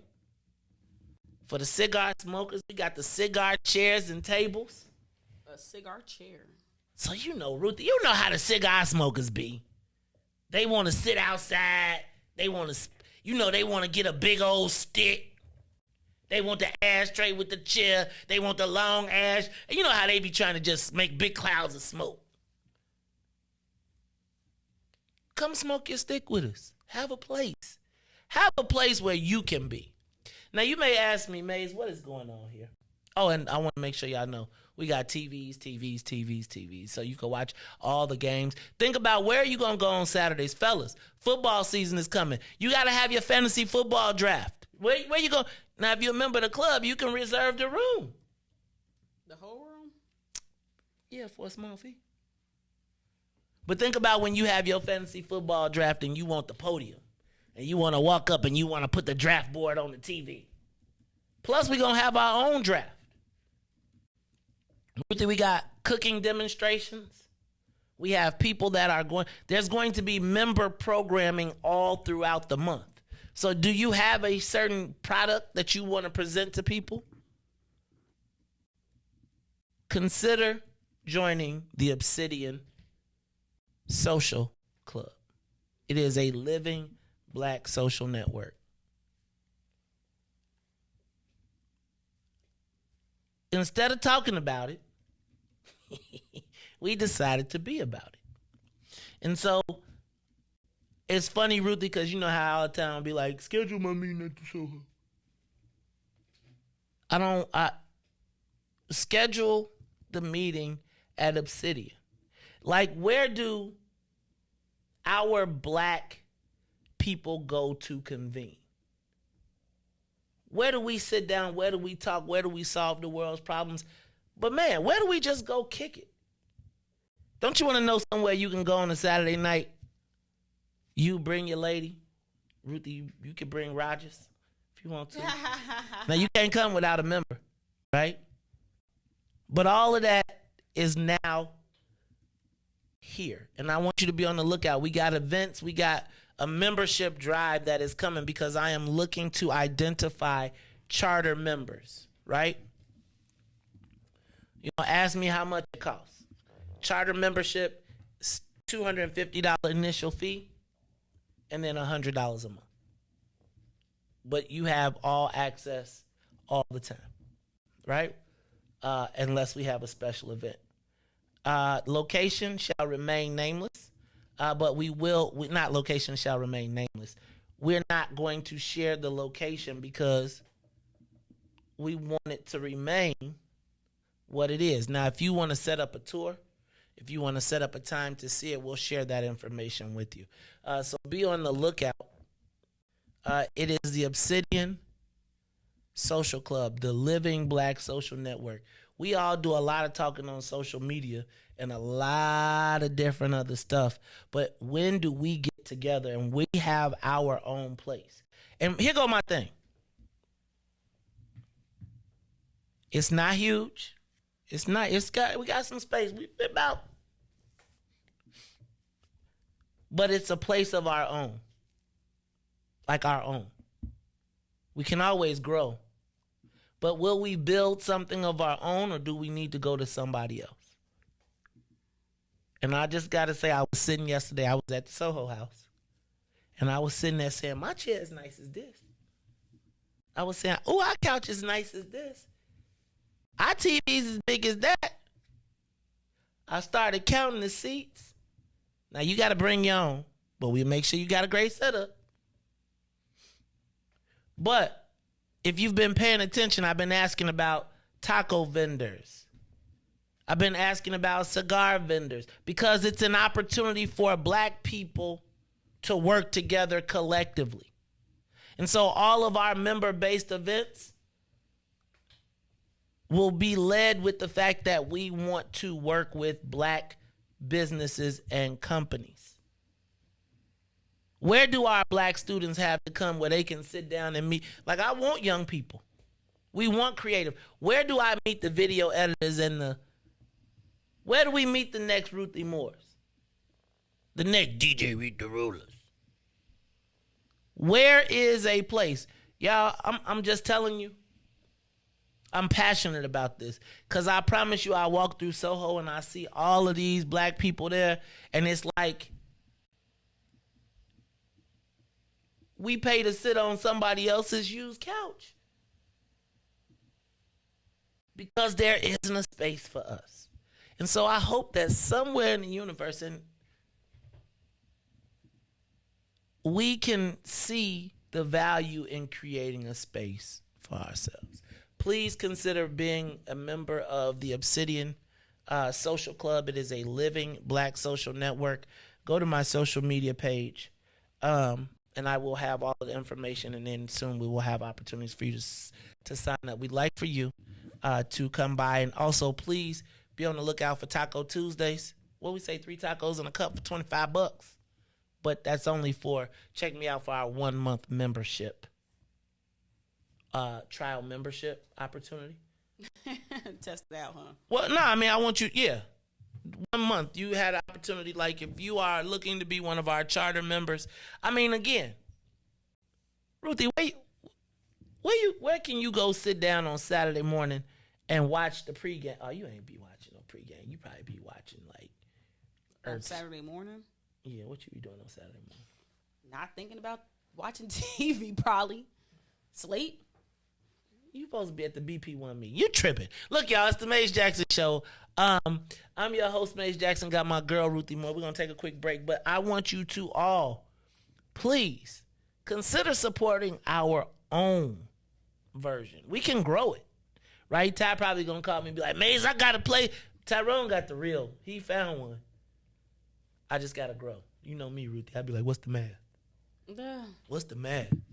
And so please consider, look, y'all, we are looking to identify at least 100 of our charter members in the month of August. Family event, and then you got a place, right? You don't have to wonder where you're going to do the family reunion party. You don't have to wonder where's the repast. You don't have to worry about where's the trunk party. Consider Obsidian, Chicago's Black members only club. Now, how do I do this? Because I feel like people are saying I'm trying to discriminate. I'm not trying to discriminate. It is a Black-owned members only club. I don't know if you all have seen, but all around the country, in the world, people are starting to create their own spaces. We wanted to create a space where we could have conversations. You could bring who you want to bring. Everybody is welcome to apply. Okay? So I hope I ain't hurt nobody's feelings. But this is the Maze Jackson Show, Riis. We're going to take a quick break. When we come back, we are going to, at 7 o'clock, we was talking about we was going to fix the racial segregation. And then at 8 o'clock, I just want y'all to notice that the mayor said, what racial segregation? We'll talk about it all when we come back. It's the Maze Jackson Show. The Maze Jackson Show. We'll be back after this break. WIIFTBPM. WIIFTBP. Media's just for you and me. WIIFTBP. Media's just for you and me.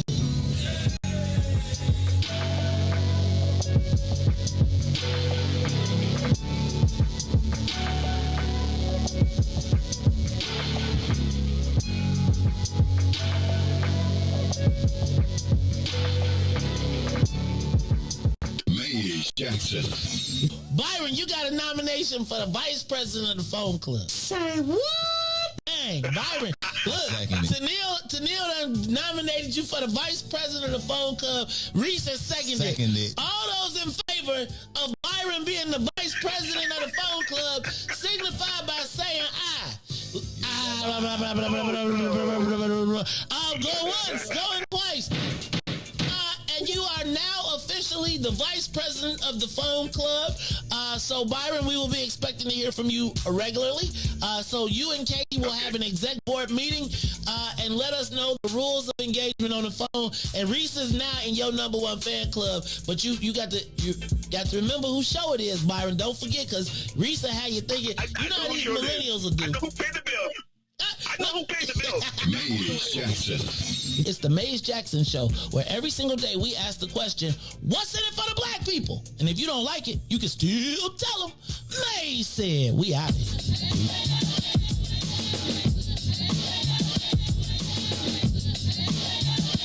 I'm feeling good, y'all. Smiling more every day. Closer to my dreams. Hey, guapole, the food tastes better. I stopped smoking squares. Healing from the inside out. Making making repairs. I forgave some people, thank them for the lessons, cause holding on to it was blocking my blessings. No more stressing, worry dishonors God, so I just pray, and I'm loving my odds. Mingle with like minds, gravitate where light shines. Graduate, masters, your rhymes ain't like mine. Big dank from the west side, this is my best self.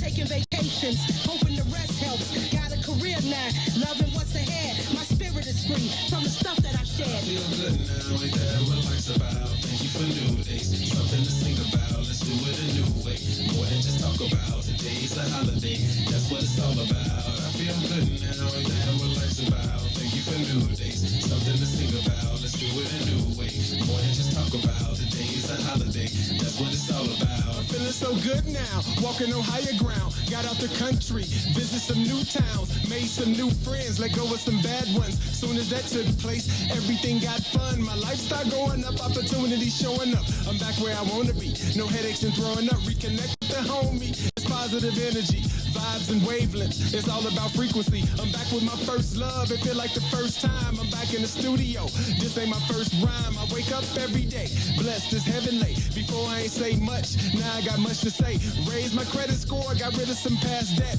Heard that's attractive, well call me a magnet. Plugged into an outlet, living life outright. All on my Kid Cudi, focusing day and night. Right?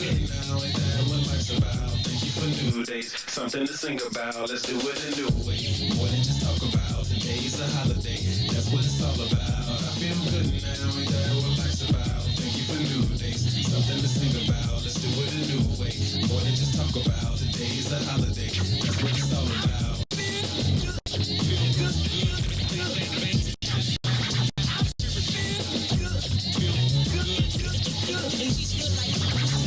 good.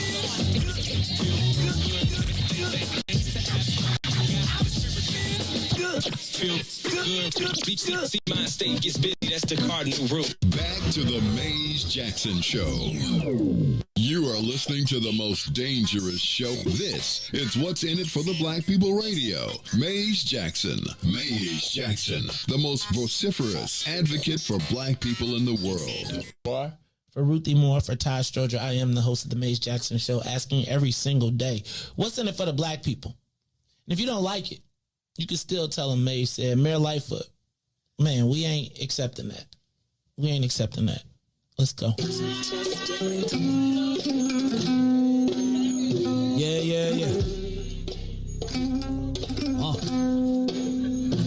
Let's get down to business and go ahead and address the facts, man. Lightfoot seems more lesbian than black. Rahm Emanuel's another case. He was just as tired. 50 closed schools left much to be desired. Police had Anjanette naked on that body cam. They suppressed the footage so it couldn't touch a lot of hands. Reminds me of that 16 shots in that cover-up. Both of them similar, so I went and dug it up. George Floyd killed, a lot of riots happening in town. Southside burned and they wouldn't let them bridges down. Grandmother sick, need a prescription and plus a couple groceries. You gon' have to travel just to get it now. COVID-19 out here shutting all the business down. Not enough SBA loans to even give around. So many failed businesses that you could put them in the pile. If you don't survive the pandemic, it's gonna sit you down. We sing, dance, play ball, entertain, and crack jokes. Government infested black neighborhoods with crack smoke. System that milked us so bad, we got lactose. Still trying to find out what's in it for us black folks. We sing, dance, play ball, entertain, and crack jokes. Government infested black neighborhoods with crack smoke. System that milked us so bad, we got lactose. Still trying to find out what's in it for us black folks. Shout out to Willie Wilson, hope one day you get to send it.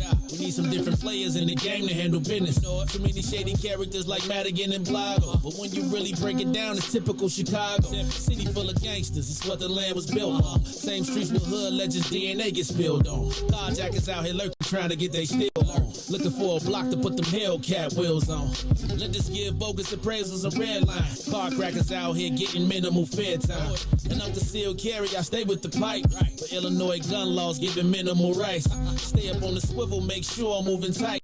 Check all of my mirrors when I pull up to the light. Pick my homie up from out of town, man, he caught a flight. He was hella nervous, told him, shorty, this is a way of life. We sing, dance, play ball, entertain, and crack jokes. Government infested black neighborhoods with crack smoke. System that milked us so bad, we got lactose. Still trying to find out what's in it for us black folks. We sing, dance, play ball, entertain, and crack jokes. Government infested black neighborhoods with crack smoke. System that milked us so bad, we got lactose. Still trying to find out what's in it for us black folks. Wake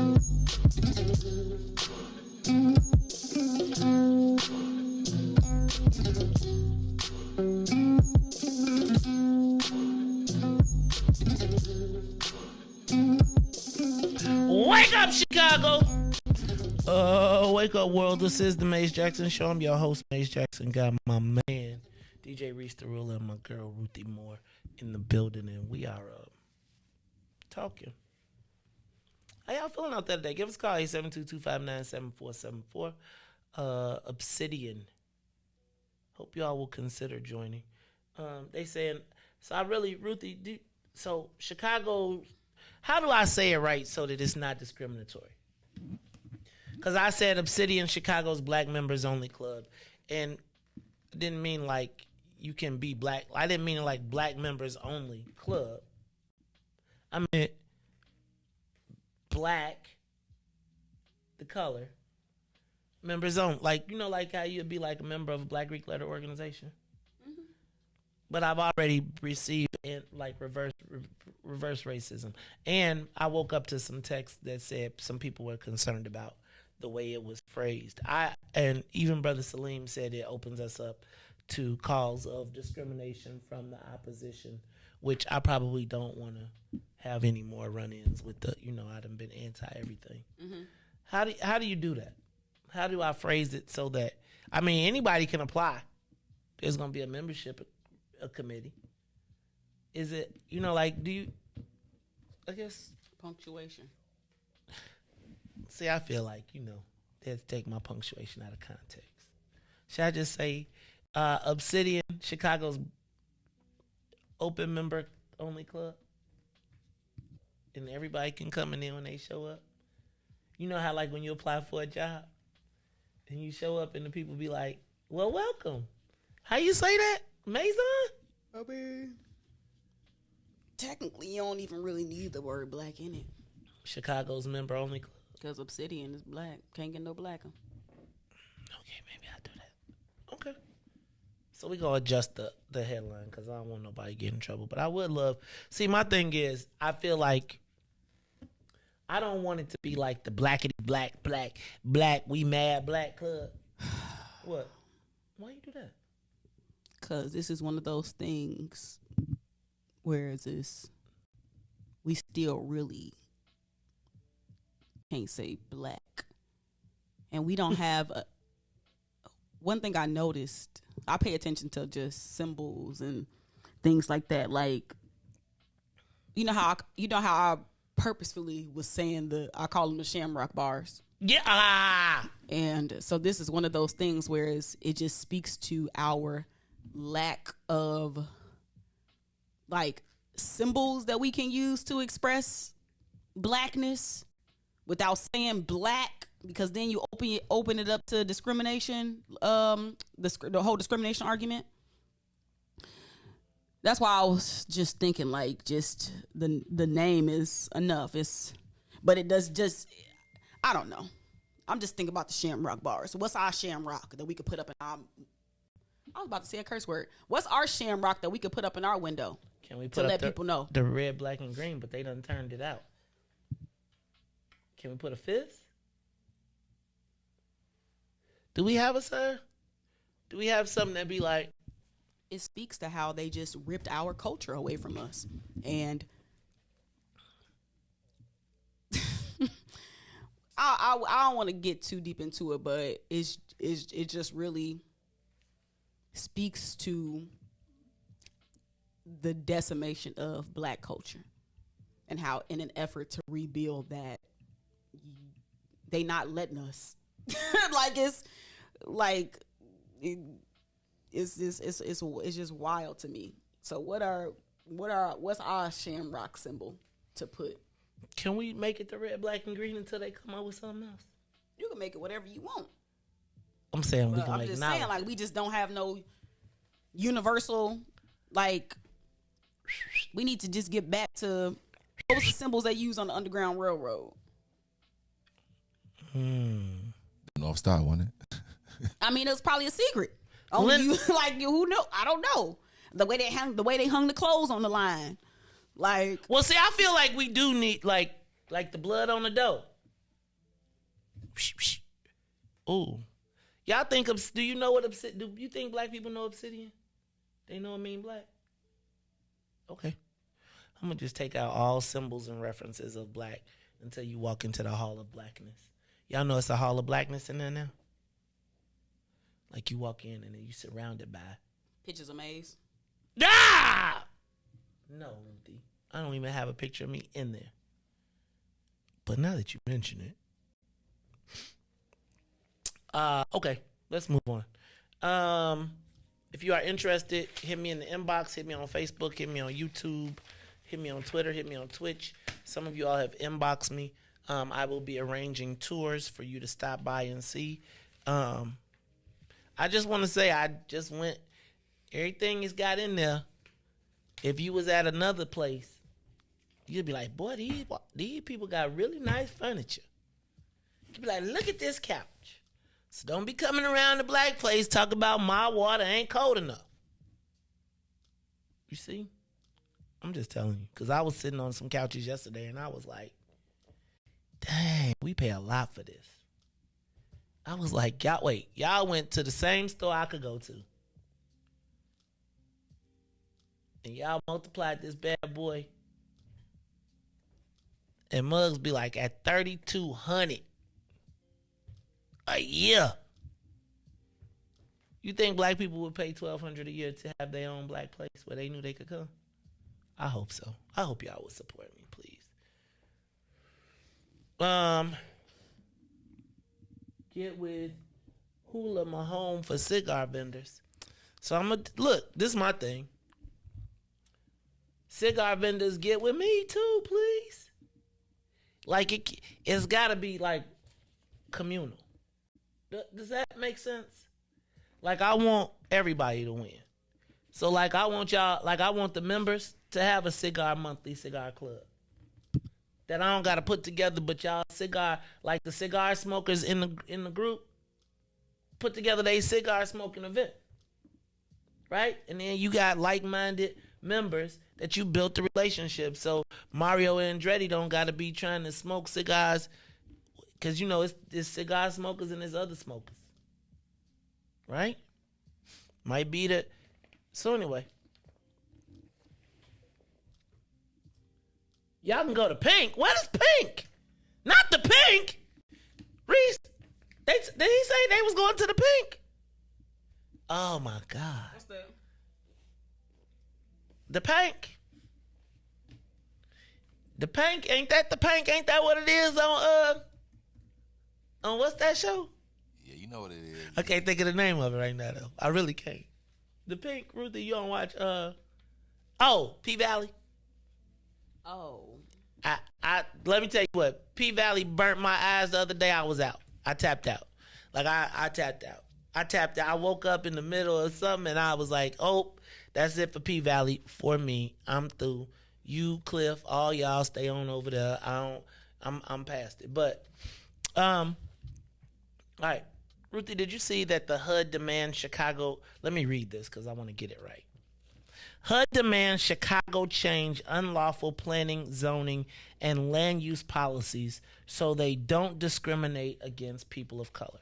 According to newspaper reports, the HUD, which is the Housing and Urban Development, the Department of Housing and Urban Development, sent a letter to the Lightfoot administration alleging that our planning and zoning land use policies discriminate against people of color. Now, you know what the genesis of this was? It was the removal of General Iron from Lincoln Park to the southeast side of Chicago. Now, Ruthie, for years in Lincoln Park, as a matter of fact, I used to work right next to that place, but for years, the residents of Lincoln Park, which has become one of the premier neighborhoods in the city of Chicago, complained about General Iron, which was a scrapyard in the middle of Lincoln Park that took in metal and, you know, it attracted all the people with the shopping carts and all that. I'm saying I went to that place and found pieces of my bus and everything. Yes, I guess. It was crazy. Okay, so wait, they was mostly complaining about it because of the people that was pushing the shopping cart, No, not they because was it was no, they was polluting, complaining. right? They was complaining about everything. Got it. They be like, it's polluting. Got You got these criminals taking my stuff Polluting off my the air, right. I got polluting the babies. I'm streets. pushing my child down the street, and I got this new $700 baby carriage, and you Got it. right. So I don't know if you remember, there was a big hullabaloo. They gave Susanna Mendoza $100,000 when they thought she was going to be the mayor of Chicago. Then Mayor Lori Lightfoot approved the move. They were so confident that they were going to get it through city council that General Iron moved, changed the name, and went to the southeast side and built a whole new plant without any approval. Mm-hmm. They apparently had the approval of the mayor and the local alderman, although many community activists was like, why are you going to take something that they call a polluter on the north side and kick it out in the way for $1 million development and then put it right in our neighborhood? And it didn't make sense, like really, honestly, Ruthie. Like, it's a polluter, it's doing the thing, but they took it to the southeast side because they put it in a primarily Latino neighborhood that was surrounded by black neighborhoods where we all know that asthma, right? But it's like, you know what it made me think of? Did you watch The Godfather? Mm-hmm. Remember that part when they said, give it to the blacks? That ain't what they said. Right. I know. Give it to the niggas. Right? Because they're animals anyway. And so HUD threatened that so Mayor Lightfoot had made an agreement, apparently, is what I'm hearing, with Alderman Sadlowski to move the plant there. Now, I don't know why a local alderman would want to move a polluter into their neighborhood unless they had their own deal. What? Right? But apparently that set off a feud because the mayor backed that. I think the mayor had a sense that this letter was coming. And I think when it went to the federal level, because the local activists would not let it go, Mm-hmm. I think the mayor had a sense that she was going to be looking crazy, saying, okay, I told the white folks it wasn't good enough for them, but I'm going to put it in this black and Latino neighborhood, right, where they're going to do the same exact thing that I said was terrible on the north side, but okay for this community. So I think she got wise. She got politically smart, but it probably ticked off the local alderman who had a deal with the people to put it there. Now, I got to understand, why would your local alderman have a deal to put? Like, I don't know who says, yes, give me a asthma causer. Somebody who's just like, give me something in this ward that I can will and deal with. Okay. Because otherwise, how you gonna make some trades? You're right. And you got a desperate company that's willing to do anything. So I'm with you. And ain't it already like zoned properly? Yep. That is. So if something is already zoned, well, wait, let's back up. I think it's a disadvantage because who else want to come there because of the history of the pollutants already in the ward. Right. So it's like, listen, y'all got to give me something I can leverage and will and deal with. I don't care about breathing. and I'm gonna tap out and go to Florida and live anyway. But I was saying it's weird, it's wild because that alderman also lives in that ward. Right. Well, she lives in the ward, but I would be thinking like people be thinking like when they because they probably tell her, look, we'll come and install the proper windows and ventilation in your home. Now wouldn't that be the story? Oh, so the funny thing is, the mayor's response to the story was that it was absolutely absurd. What you mean? That HUD said that Chicago changed unlawful planning and zoning and land use policies so they don't discriminate against people of color. The mayor said, absolutely absurd, and they're going to prove them wrong. Riis, does this sound oddly familiar? You know why this sounds oddly familiar? I know that judge. He's a good judge. And I'm sure that he knows. So the mayor says, so even though HUD says there is discrimination,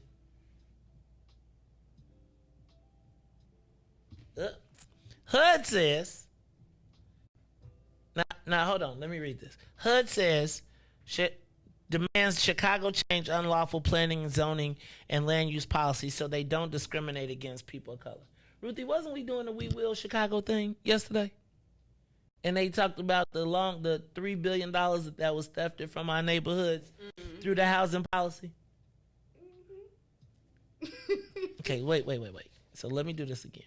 So then, don't you remember at 7 o'clock, I talked about the ordinance that the mayor passed yesterday that was to repair the harms of segregation? Was this? Are we all in the same room here?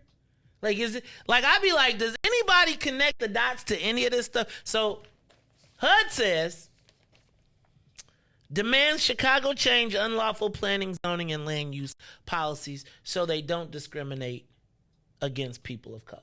Now, ordinarily, I would be having a conniption over the people of color. But I could have swore I was sitting here yesterday talking to you about the We Will Chicago plan when they talked about housing. Didn't you tell me something about the 30 years of 40 since the night? Didn't we just read it? So when HUD says the same thing, and was there a policy review? Was there a change in policy? Like, did they rewrite everything, or did she just not tell us that this stuff was all So can you help me understand what's the difference? That election season coming up. So deny. What emails? See, Ruthie, be messy. What emails y'all talking about? I mean, I think the mayor has to flip-flop. Ain't that where that's what's happening? And the mayor got to flip-flop her position based on where she see the most votes at. Based on like that's all it's based on is getting reelected. Who can I poop on to give me an advantage? So if you're gonna be pooping on people, you better poop on the people that ain't got enough power. And that's what she's doing. She's pooping on the poor people, as we can see, and she's siding with the people who have the most power to get her reelected. I ain't mad. It's the game. But I do think that as the mayor keeps flip-flopping on these issues, people keep calling her out about it, and she ain't doing nothing but giving people fodder for they campaign against her. Because these have been, I feel like environmentalists are like, they will take it all the way. And I think we're living in a world where it's supported. Like, it is supported. What is supported? Environmentalism. Because, but if you think about it, it's very hypocritical policies on the part of a lot of elected officials, because they'll be all for that's environmental racism and blah, blah, blah, blah. But then when the Koch brothers put a campaign contribution in front of them, they're going to take it. And I think that the mayor, you kind of bogus. Like, and then I even looked up the smokestack thing. Because I remember, like, no, there was something that we missing with that story. So they hid the report because the mayor, I read an old news article where the mayor said that the city did not have anything to do with that. And so if that report says that the city did have something to do, then literally the mayor lied. Again. I knew you was going to say that. So these are two big environmental issues that the strategy for suppressing that report is deny, hold off. But for this General Iron, what they changed their name to? I can't remember. Me either, but see, it's important for us to remember what they changed the name to. It's like Blackwater, how they didn't change their name 5 and 6 times. But they changed don't even know what it is. So you don't, right, exactly. Yep. So, but it's, environmentalism is like at the forefront of issues that people are willing to go to the ends for. Antifa. Well, if you think about it, environmentalism is one of those issues that different types of people can rally behind. I didn't think of environmentalism as an issue for Black people until I realized the connection to asthma. And like my thing with this is like having had worked on the Dan Ryan Reconstruction Project and understanding the impacts of the stuff that goes into the air being a causation for asthma. Mm-hmm. Like the smokestack thing was crazy to me because what smokestack thing? Right. And this moving of General Iron into a place that probably has the highest asthma rates already. Look, y'all. I say I don't want to put that on the feet of the mayor. I want to put that at the feet of the alderman. But again, okay, put it at the feet of the alderman. So what? Because the mayor vetoed it. But what? If you live in a ward that's literally zoned to be, I don't even know what to call it. Like the death zone. Is that the good it's word? The environmental polluted zone. That's the zone you would get sent to, Ruthie, when you become a handmaid. the gulag or whatever it's called. Yes. They sending you to the 10th ward. Put your gray suit on and get in there and go shovel them big General old Iron, cars. just please come and fortify my house to protect me from the pollutants. Look at you. And it is your neighborhood too. Really low key though, like the Chicago Department of Public Health should be testing every resident of that ward you better get up from birth to death for. Ain't nobody got time for that. That's what they. They could. Ain't nobody got time for that. See, ain't nobody got time for this these. why I ain't no policy maker, because these are the things that, like, if you gonna pass this type of policy, put me some things in place. Like, people just be tell me how soon I'm gonna die, how much quicker I'm gonna die. I mean, but test me so that I can file me a class action lawsuit. Why would I test you so you could file a class action lawsuit when it would be much more beneficial for you to just die? Like, why do I want to pay you for this? Because my thing is, if you gonna kill the people, at least pay the people. So Unless maybe the next generation can move out of the death ward. They gonna. I'm not even tell you. It's the Maze Jackson show. Look, Ruthie over there. Look, that they making it okay. It's the Maze Jackson show. We'll be back after these messages. The Maze Jackson show will be back after this break. WIIFTBPM. Maze Jackson. Tune in to the Maze Jackson Show every day, Monday through Friday from 6 to 9 a.m., where you can catch us on YouTube, Twitter, Twitch, and Facebook Live. Plus, from 6:30 to 8, you can get us on WBGX 1570 AM. That's right, it's the Maze Jackson Show, where every single day we ask the question, what's in it for the black people? And if you don't like it, you can still tell them, Maze said. We out of here. Peace.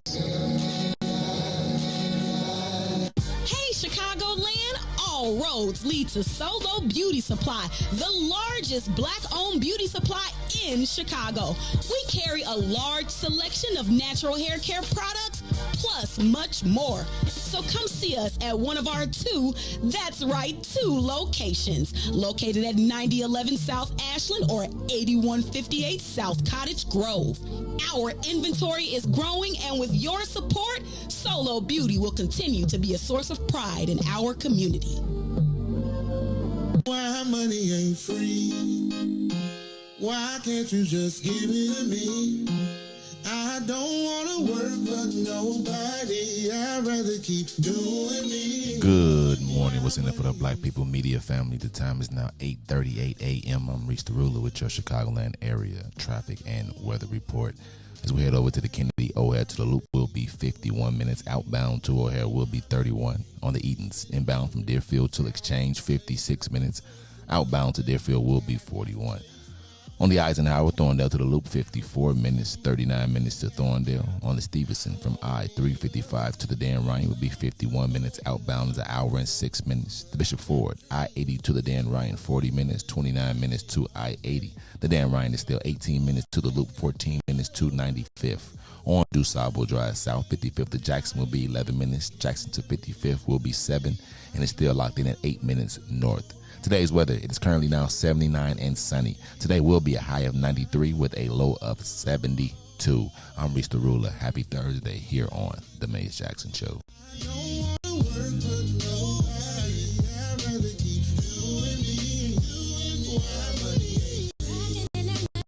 Got your girl hella tired, why won't they let me be? Now I understand why my mama always used to ask that I think money grew on trees. I got these bills after bills and they just keep coming. Working overtime but my pockets ain't flooding, yeah my funds low. life is ghetto.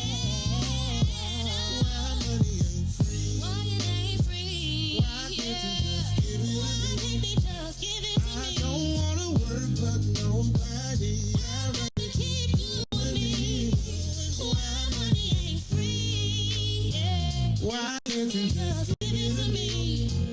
I don't wanna work, but nobody. I'd rather keep doing me. Why money ain't free? You are listening to the Maze Jackson Show. I'm your host, Maze Jackson. Got my man DJ Riis the Ruler, plus Ruthie, Mizzo for Shizzo around here.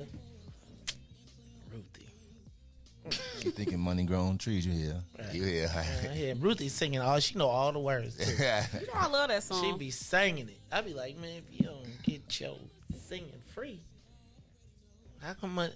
I be like, how come labor ain't free? Then it be like slavery. Yeah, exactly. Why slavery ain't free? What you singing? Why can't you? I don't want to beat on nobody. These I want better, you just work for free. Right. These Negroes be cheap. They be asking me for a raise. Right. Oh my God. It's the Maze Jackson Show, y'all. So Ruthie, help me I feel gaslit. Oh. I'm not. I learned new words. I know. But is that gaslighting? Am I getting a good? So that make me feel like I'm crazy? Because here's my thing.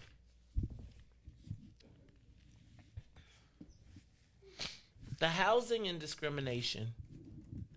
Has anybody here ever read American Pharaoh? Have you read American Pharaoh? Mm-hmm. You did.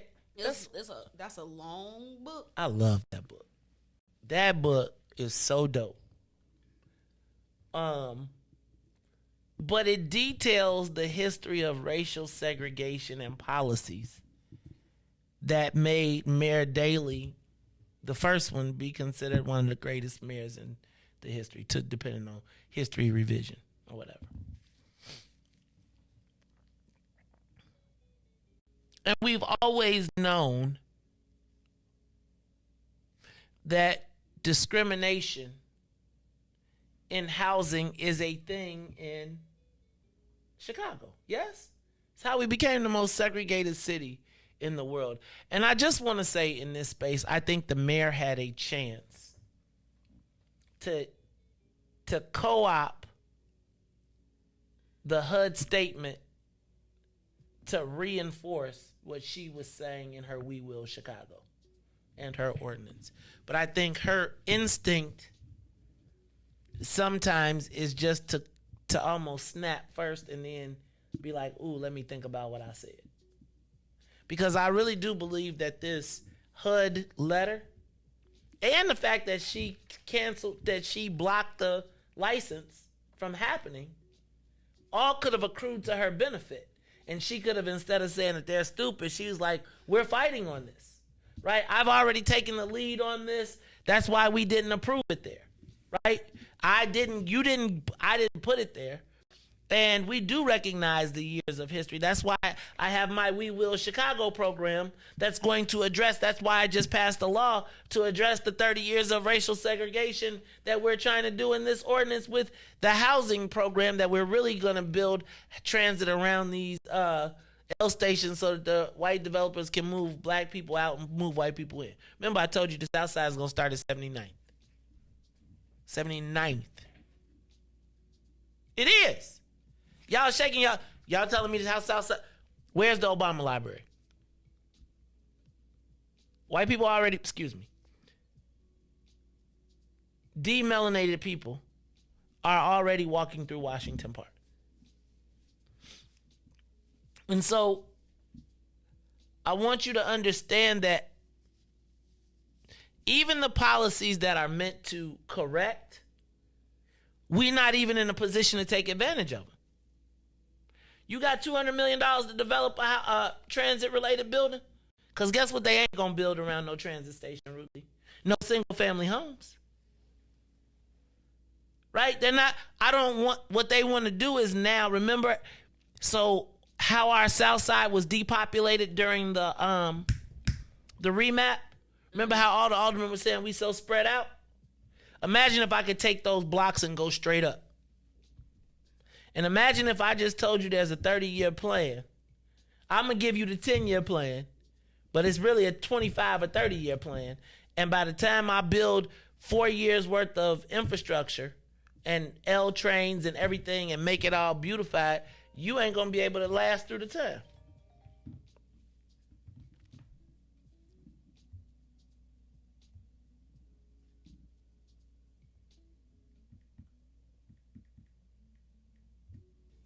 So the question becomes, how do we participate? How do we take advantage of these changes that are happening? How do we, as they plan to correct the inequities over the years, make sure that those corrections benefit us? Because I'm concerned that I love all of this stuff that's happening, but I keep thinking about all of it is happening and it's not really happening for us. Like, just even when you think about what happened with the land swap, that approved, that got approved over by the Ickies. So understanding that happened,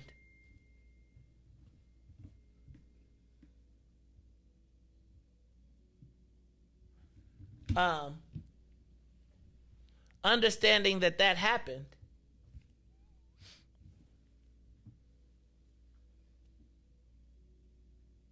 how do we ensure that we're still here to take the benefits? Because there is a new Chicago being built, and I got to tell you, Ruthie, when I saw that near South, and I keep seeing it now,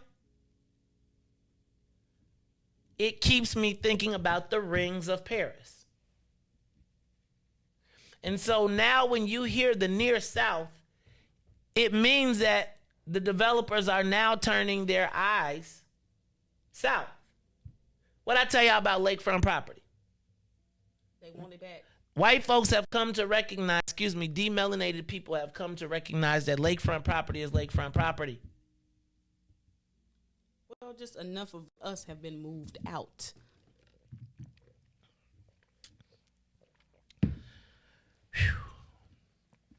So, I just thought that was interesting. Let me say the last one. And let me just say to all the black people throughout the years, like the caller whose father told her, like, they coming to take back the land, decades ago, y'all was right. If that's any type of vindication to all the people, all the winos who actually was standing out on the corner seeing their neighborhoods change around them and talking about it in the barbershop or wherever, y'all was right. Let me say this too. To Calvin Hollins at E2, who told us that they were going to force him out because he had the only in the space. And now as I drive down Motor Row and I look and I see E2 is about to be the last place to be redeveloped. But think about what that meant to, like, that night. I think about when you think about history. That night was the catalyst to closing down all of Michigan Avenue from the South Side standpoint. That night when 23 people were trapped in that building, when I watched the police keep the door locked instead of opening the door and letting the people fall out. Common sense. 23 people died right then that day. And I remember all of the stories, the inspection about the nest and everything that they said, but I remember when Calvin got the space and they was like, man, you can't stay here, man. And he was like, if I could stay here just until it turns into, I will be a, and they was like, you can't stay here. And I think about all of the times he told us about what was going to happen on Michigan Avenue and why he was just adamant about holding on to that place. And what they were willing to do. to get rid of them. All right, y'all. Ruthie, I think that was a pretty poignant what you said there. Sometimes it matters. I mean, I don't know people don't be eating cookies all the time, but y'all was right. Eating cookies all the time. You know, cookie eaters, like people who just like pats on the back, like people. Some people don't even need to hear that they're right, but I recognize that sometimes that does make a difference, and it don't right the wrongs of your neighborhood being gone because of disinvestment, but at least it's an acknowledgement that y'all wasn't tripping and people chicken little y'all and told y'all like, what are you talking about? But some people see, they just are knowers and they can see like what's happening. And I'm telling you, the winos on the corner was the best people to tell us what was going on. You talk to them? I mean, you better speak to them so they can know you walking past. There it is. Look at Ruthie. Always with the street knowledge. Hey, y'all. I want to talk about one more thing before we go today. This is a little personal. So, you know, I'm pretty, I don't want to say I'm pretty open to criticism, but I'm willing to listen. If somebody says I got a thought or something, and somebody pointed out to me that they felt like over the last 2 weeks,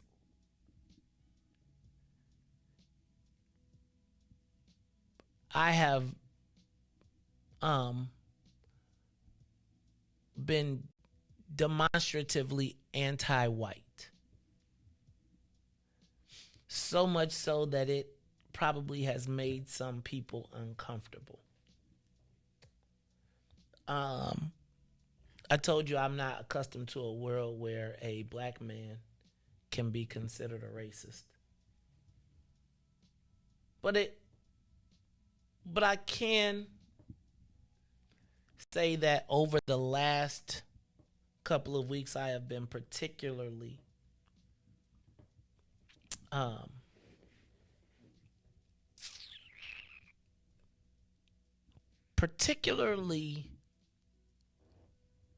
pointed. Does that make sense? Mm-hmm. And you know, I feel like I try to be the guy that I believe that everybody should live and let live, and everybody should be able to say what they want to say, feel how you want to feel, just as long as you don't mess with me and mine, stay away from me and my family. But it's been pointed out that perhaps I've been extra harsh to white people, right? And I, like, to the point where I've been called a racist or something close to that.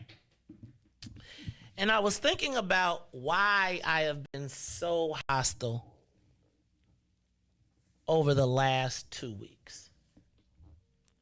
And the person who was talking to me was like, man, sometimes when an individual of a group makes you mad, you take it out on the whole group. And I could, in some ways, see that. I'm kind of like all or nothing type of dude. But I was thinking about kind of what happened. And Ruthie, can I tell you, I truly believe that I have been traumatized by racism. And I think my youth was particularly traumatizing when we left Chicago and moved to Bolingbrook. I think it was even more traumatizing as I became identified as a, gifted student and became more segregated away from black people.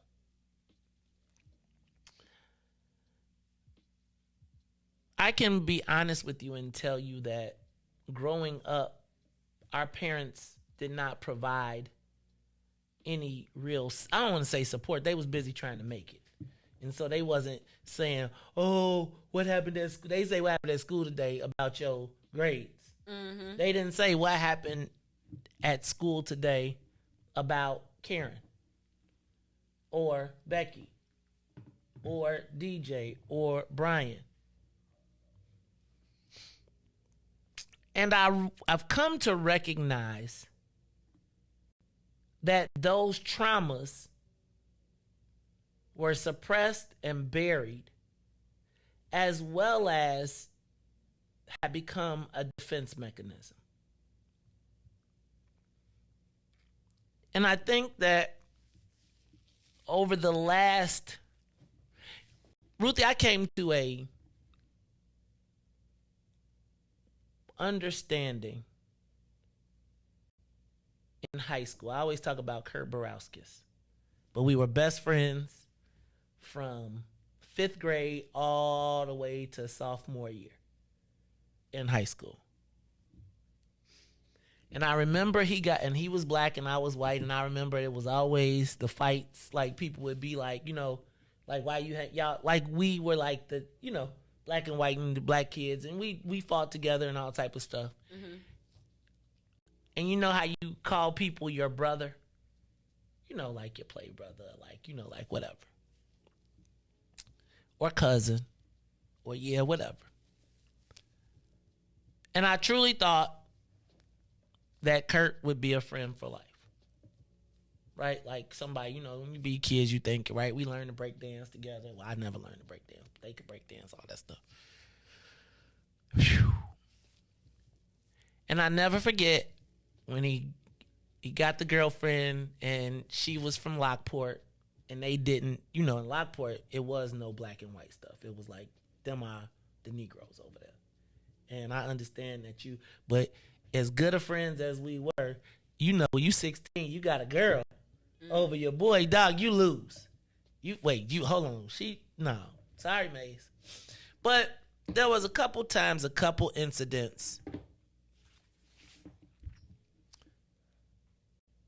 And I'll never forget the time that he literally left me standing in the rain and put the white kids in the car and left me. And we rode to school every day, and it was and from that point on, never really looked back. And I recognized at that point that no matter how cool you are,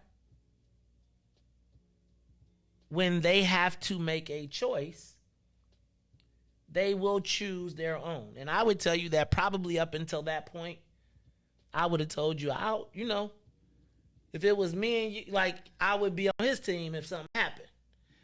But here were these random people that wasn't tight. Matter of fact, for years, we talked about them together. But the moment of recognition came, and it was a black and white thing. And I got to be honest with you, I feel like I was traumatized by that. And I would tell you that for the last 40 years of my life, I've had diverse friends and associates, but never really let them get inside of never letting them get inside of my impenetrable bubble. You can be cool, but there's a certain place that you just can't get to. And I still protect that. But I do believe that I allow people closer in my orbit than I ever have.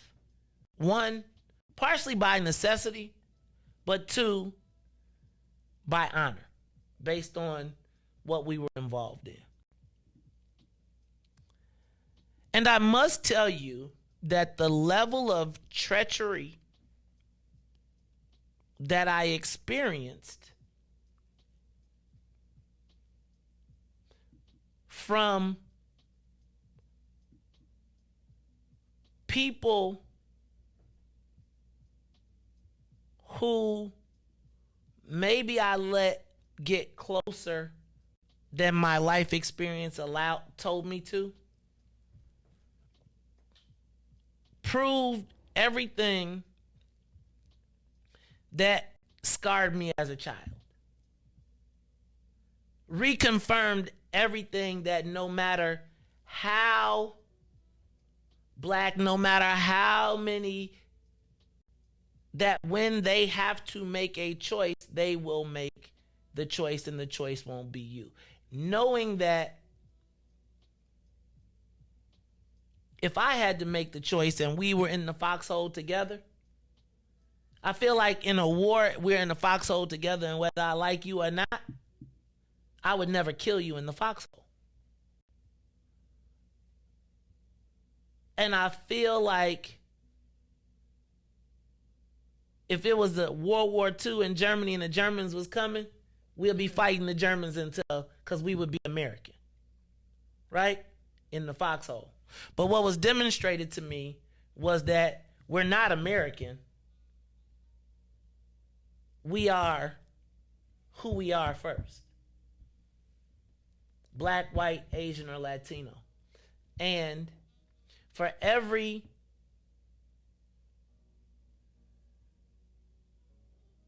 Dylan Roof, there's a George Custer. And I'll leave it at that. For every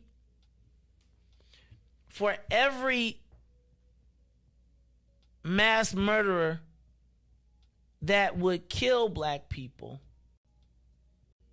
there are people that would take less steps but be willing to do as much harm or damage as necessary to protect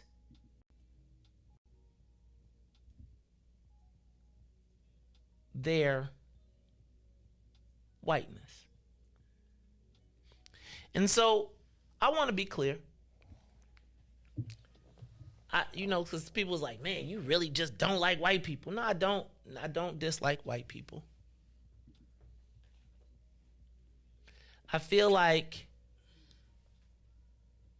whenever given the opportunity to be fully trusted,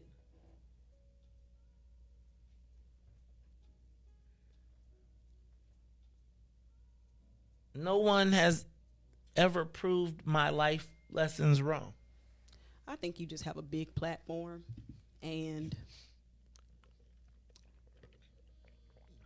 we grew up in different generations, but we share similar stories of how and experiences that and interactions that we've had, not just with white people, but white people that are undergirded by a system that is literally stacked against us. You just have a bigger platform to express that, but how everybody have these same experiences? And so for now, for us to live in a society whereas we can go back through history and recognize how these things have impacted us, have our governments and elected officials tell us historically how these things have impacted us, but then look at us crazy when we tell these stories ourselves and the outcomes that we want to have versus what y'all trying to give us. And low-key, I thought black people couldn't be racist. Like, we just gonna change the definition of racism from being systemic? No. But again, it's about controlling and shaping the narrative. And how we all have these same experiences. We ain't grew up in the same time. But dang, things really don't change that much from generation to generation. So I think anytime you can label a black person as racist, then it takes away our ability to talk about what they did to us and the impact that it has had and that it still continues to have. And when we see them offer these solutions that don't directly benefit black people only, but tell us how these problems have impacted black people only, that's an issue for me. And so I don't think you racist at all, Maze. I think you just speaking on your experiences. And then my whole thing is, like we said yesterday, if the first action that you hear in between black and white people is what in our history, you know what I'm saying? And look how it comes, and then they keep acting like it's been 400-500 years. Come on now. Like how they keep saying it. It's a lot of people that was alive. When some of them still alive. That was live lynching. Yeah. Come on now. And then you're supposed to be like, oh, okay. No, let's just forget about that. Let's forget, and then they call you racist, but they have 400 years. A whole head start. It's a whole, be like, nah, this was okay. It's crazy that somebody can now tell you what racism is. Like we don't know what it look like. Like you and I did not grow up in different times, but have the same. Come on now, like how my grandma telling me the same stories that you telling me, and I'm experiencing the same thing with this same group of people. It's systemic. So how can you talk about racism without talking about white people? Stop playing, man. But low-key, I do think therapy will help because we experience things in our childhood that we don't even recognize have shaped us to the point that our lives be impacted, and we pass those same things down generation after generation. And I think too, Maze, like you grew up in like an integrated type of church environment. Like, so your experiences super need to be unpacked. I'm just saying, like, 'cause that's different. That's different. I grew up in such a black environment that when I moved and I started going to school with white people, it freaked me out. I had to learn how to talk different. I had to learn what they talking about. Like, I don't even understand the words that they using. Oh my gosh, this is a white teacher? Like, what? So, like, it be these things in our childhood that some of us grow up, and it really goes back to integration. Like, we grow up thinking that Mr. Charlie's ice is colder. And I really think that is the downside of integration, because it psychologically messes us up, where we think our stuff ain't good enough. Man. But it's systemic, because literally, if there has been disinvestment in our neighborhoods for so long, you gonna think that, man, maybe they don't want to come here because the crime is just too rampant. And that could be a true thing. Like, and I think all these things can exist all together. We could talk about racism. Like, if we keep letting them reshape these narratives, we never gonna get reparations. That's what they prevent. That's what's happening now. They're trying to prevent black people from getting reparations. So they're gonna give us all these different packages and all these different programs so that they don't have to collectively give us reparations. Well, I've come to recognize that for all of the wonderful things that I loved about growing up, I do feel traumatized. And I don't I'd be like, man, you better get up out of here with that trauma stuff and get to work. But I gotta tell you, man, the level of treachery, like, there's certain things that you just believe like nobody would just do that. No. And that's my point. I feel like I got to a point where I said they wouldn't, like, okay. I'm telling you, it is psychologically damning. And you were a child. Like, you didn't have the brain power to process these things. So how did they manifest in your life? And look at your trajectory based on those things that happened to you. And you are very transparent about your trajectory and what has transpired and what has created Maze Jackson. Now think about, and I say this in air quotes, think about how lucky you are that those things didn't impact you to a place where you might have became a drug addict, became an alcoholic, decided not to take care of your children. Like, these childhood things impact us in so many different ways. And if the thing that make you so dangerous, the thing that make this show so dangerous, the thing that make me, you, and Riis and make this show work is our ability to articulate what is happening. And most people don't have that ability to articulate in a very concise way, in a descriptive way, in a truthful way, what has happened to us throughout the course of our life. And it's not just you, babe. That's what I'm trying to tell you. It ain't just you. It's about how you deal with the impacts of racism. Can you even name it racism? Why do you think black women birth rates are very, it's racism. But then if you keep pointing everything back to racism and the impacts of slavery, oh, black people always complaining about slavery. But why are black women maternal birth outcomes so bad? 3 times because worse of than racism, stress. What leads to stress? Anxiety. Now I'm not a pleasant person. Now my blood pressure up. Throw on COVID and monkeypox, and we screwed. That's why all this stuff impacts us so much, because literally the baseline is racism.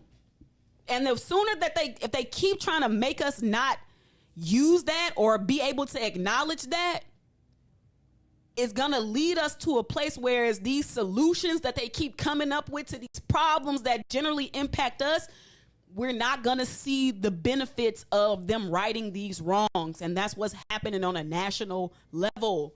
They don't want, that's why they keep on acknowledging these historic problems, because they know we finna compile our list to get our reparations. But if you could say, well, we donated to the HBCUs, that's education. Oh, we righting the discrimination wrongs in housing. That's what they doing now.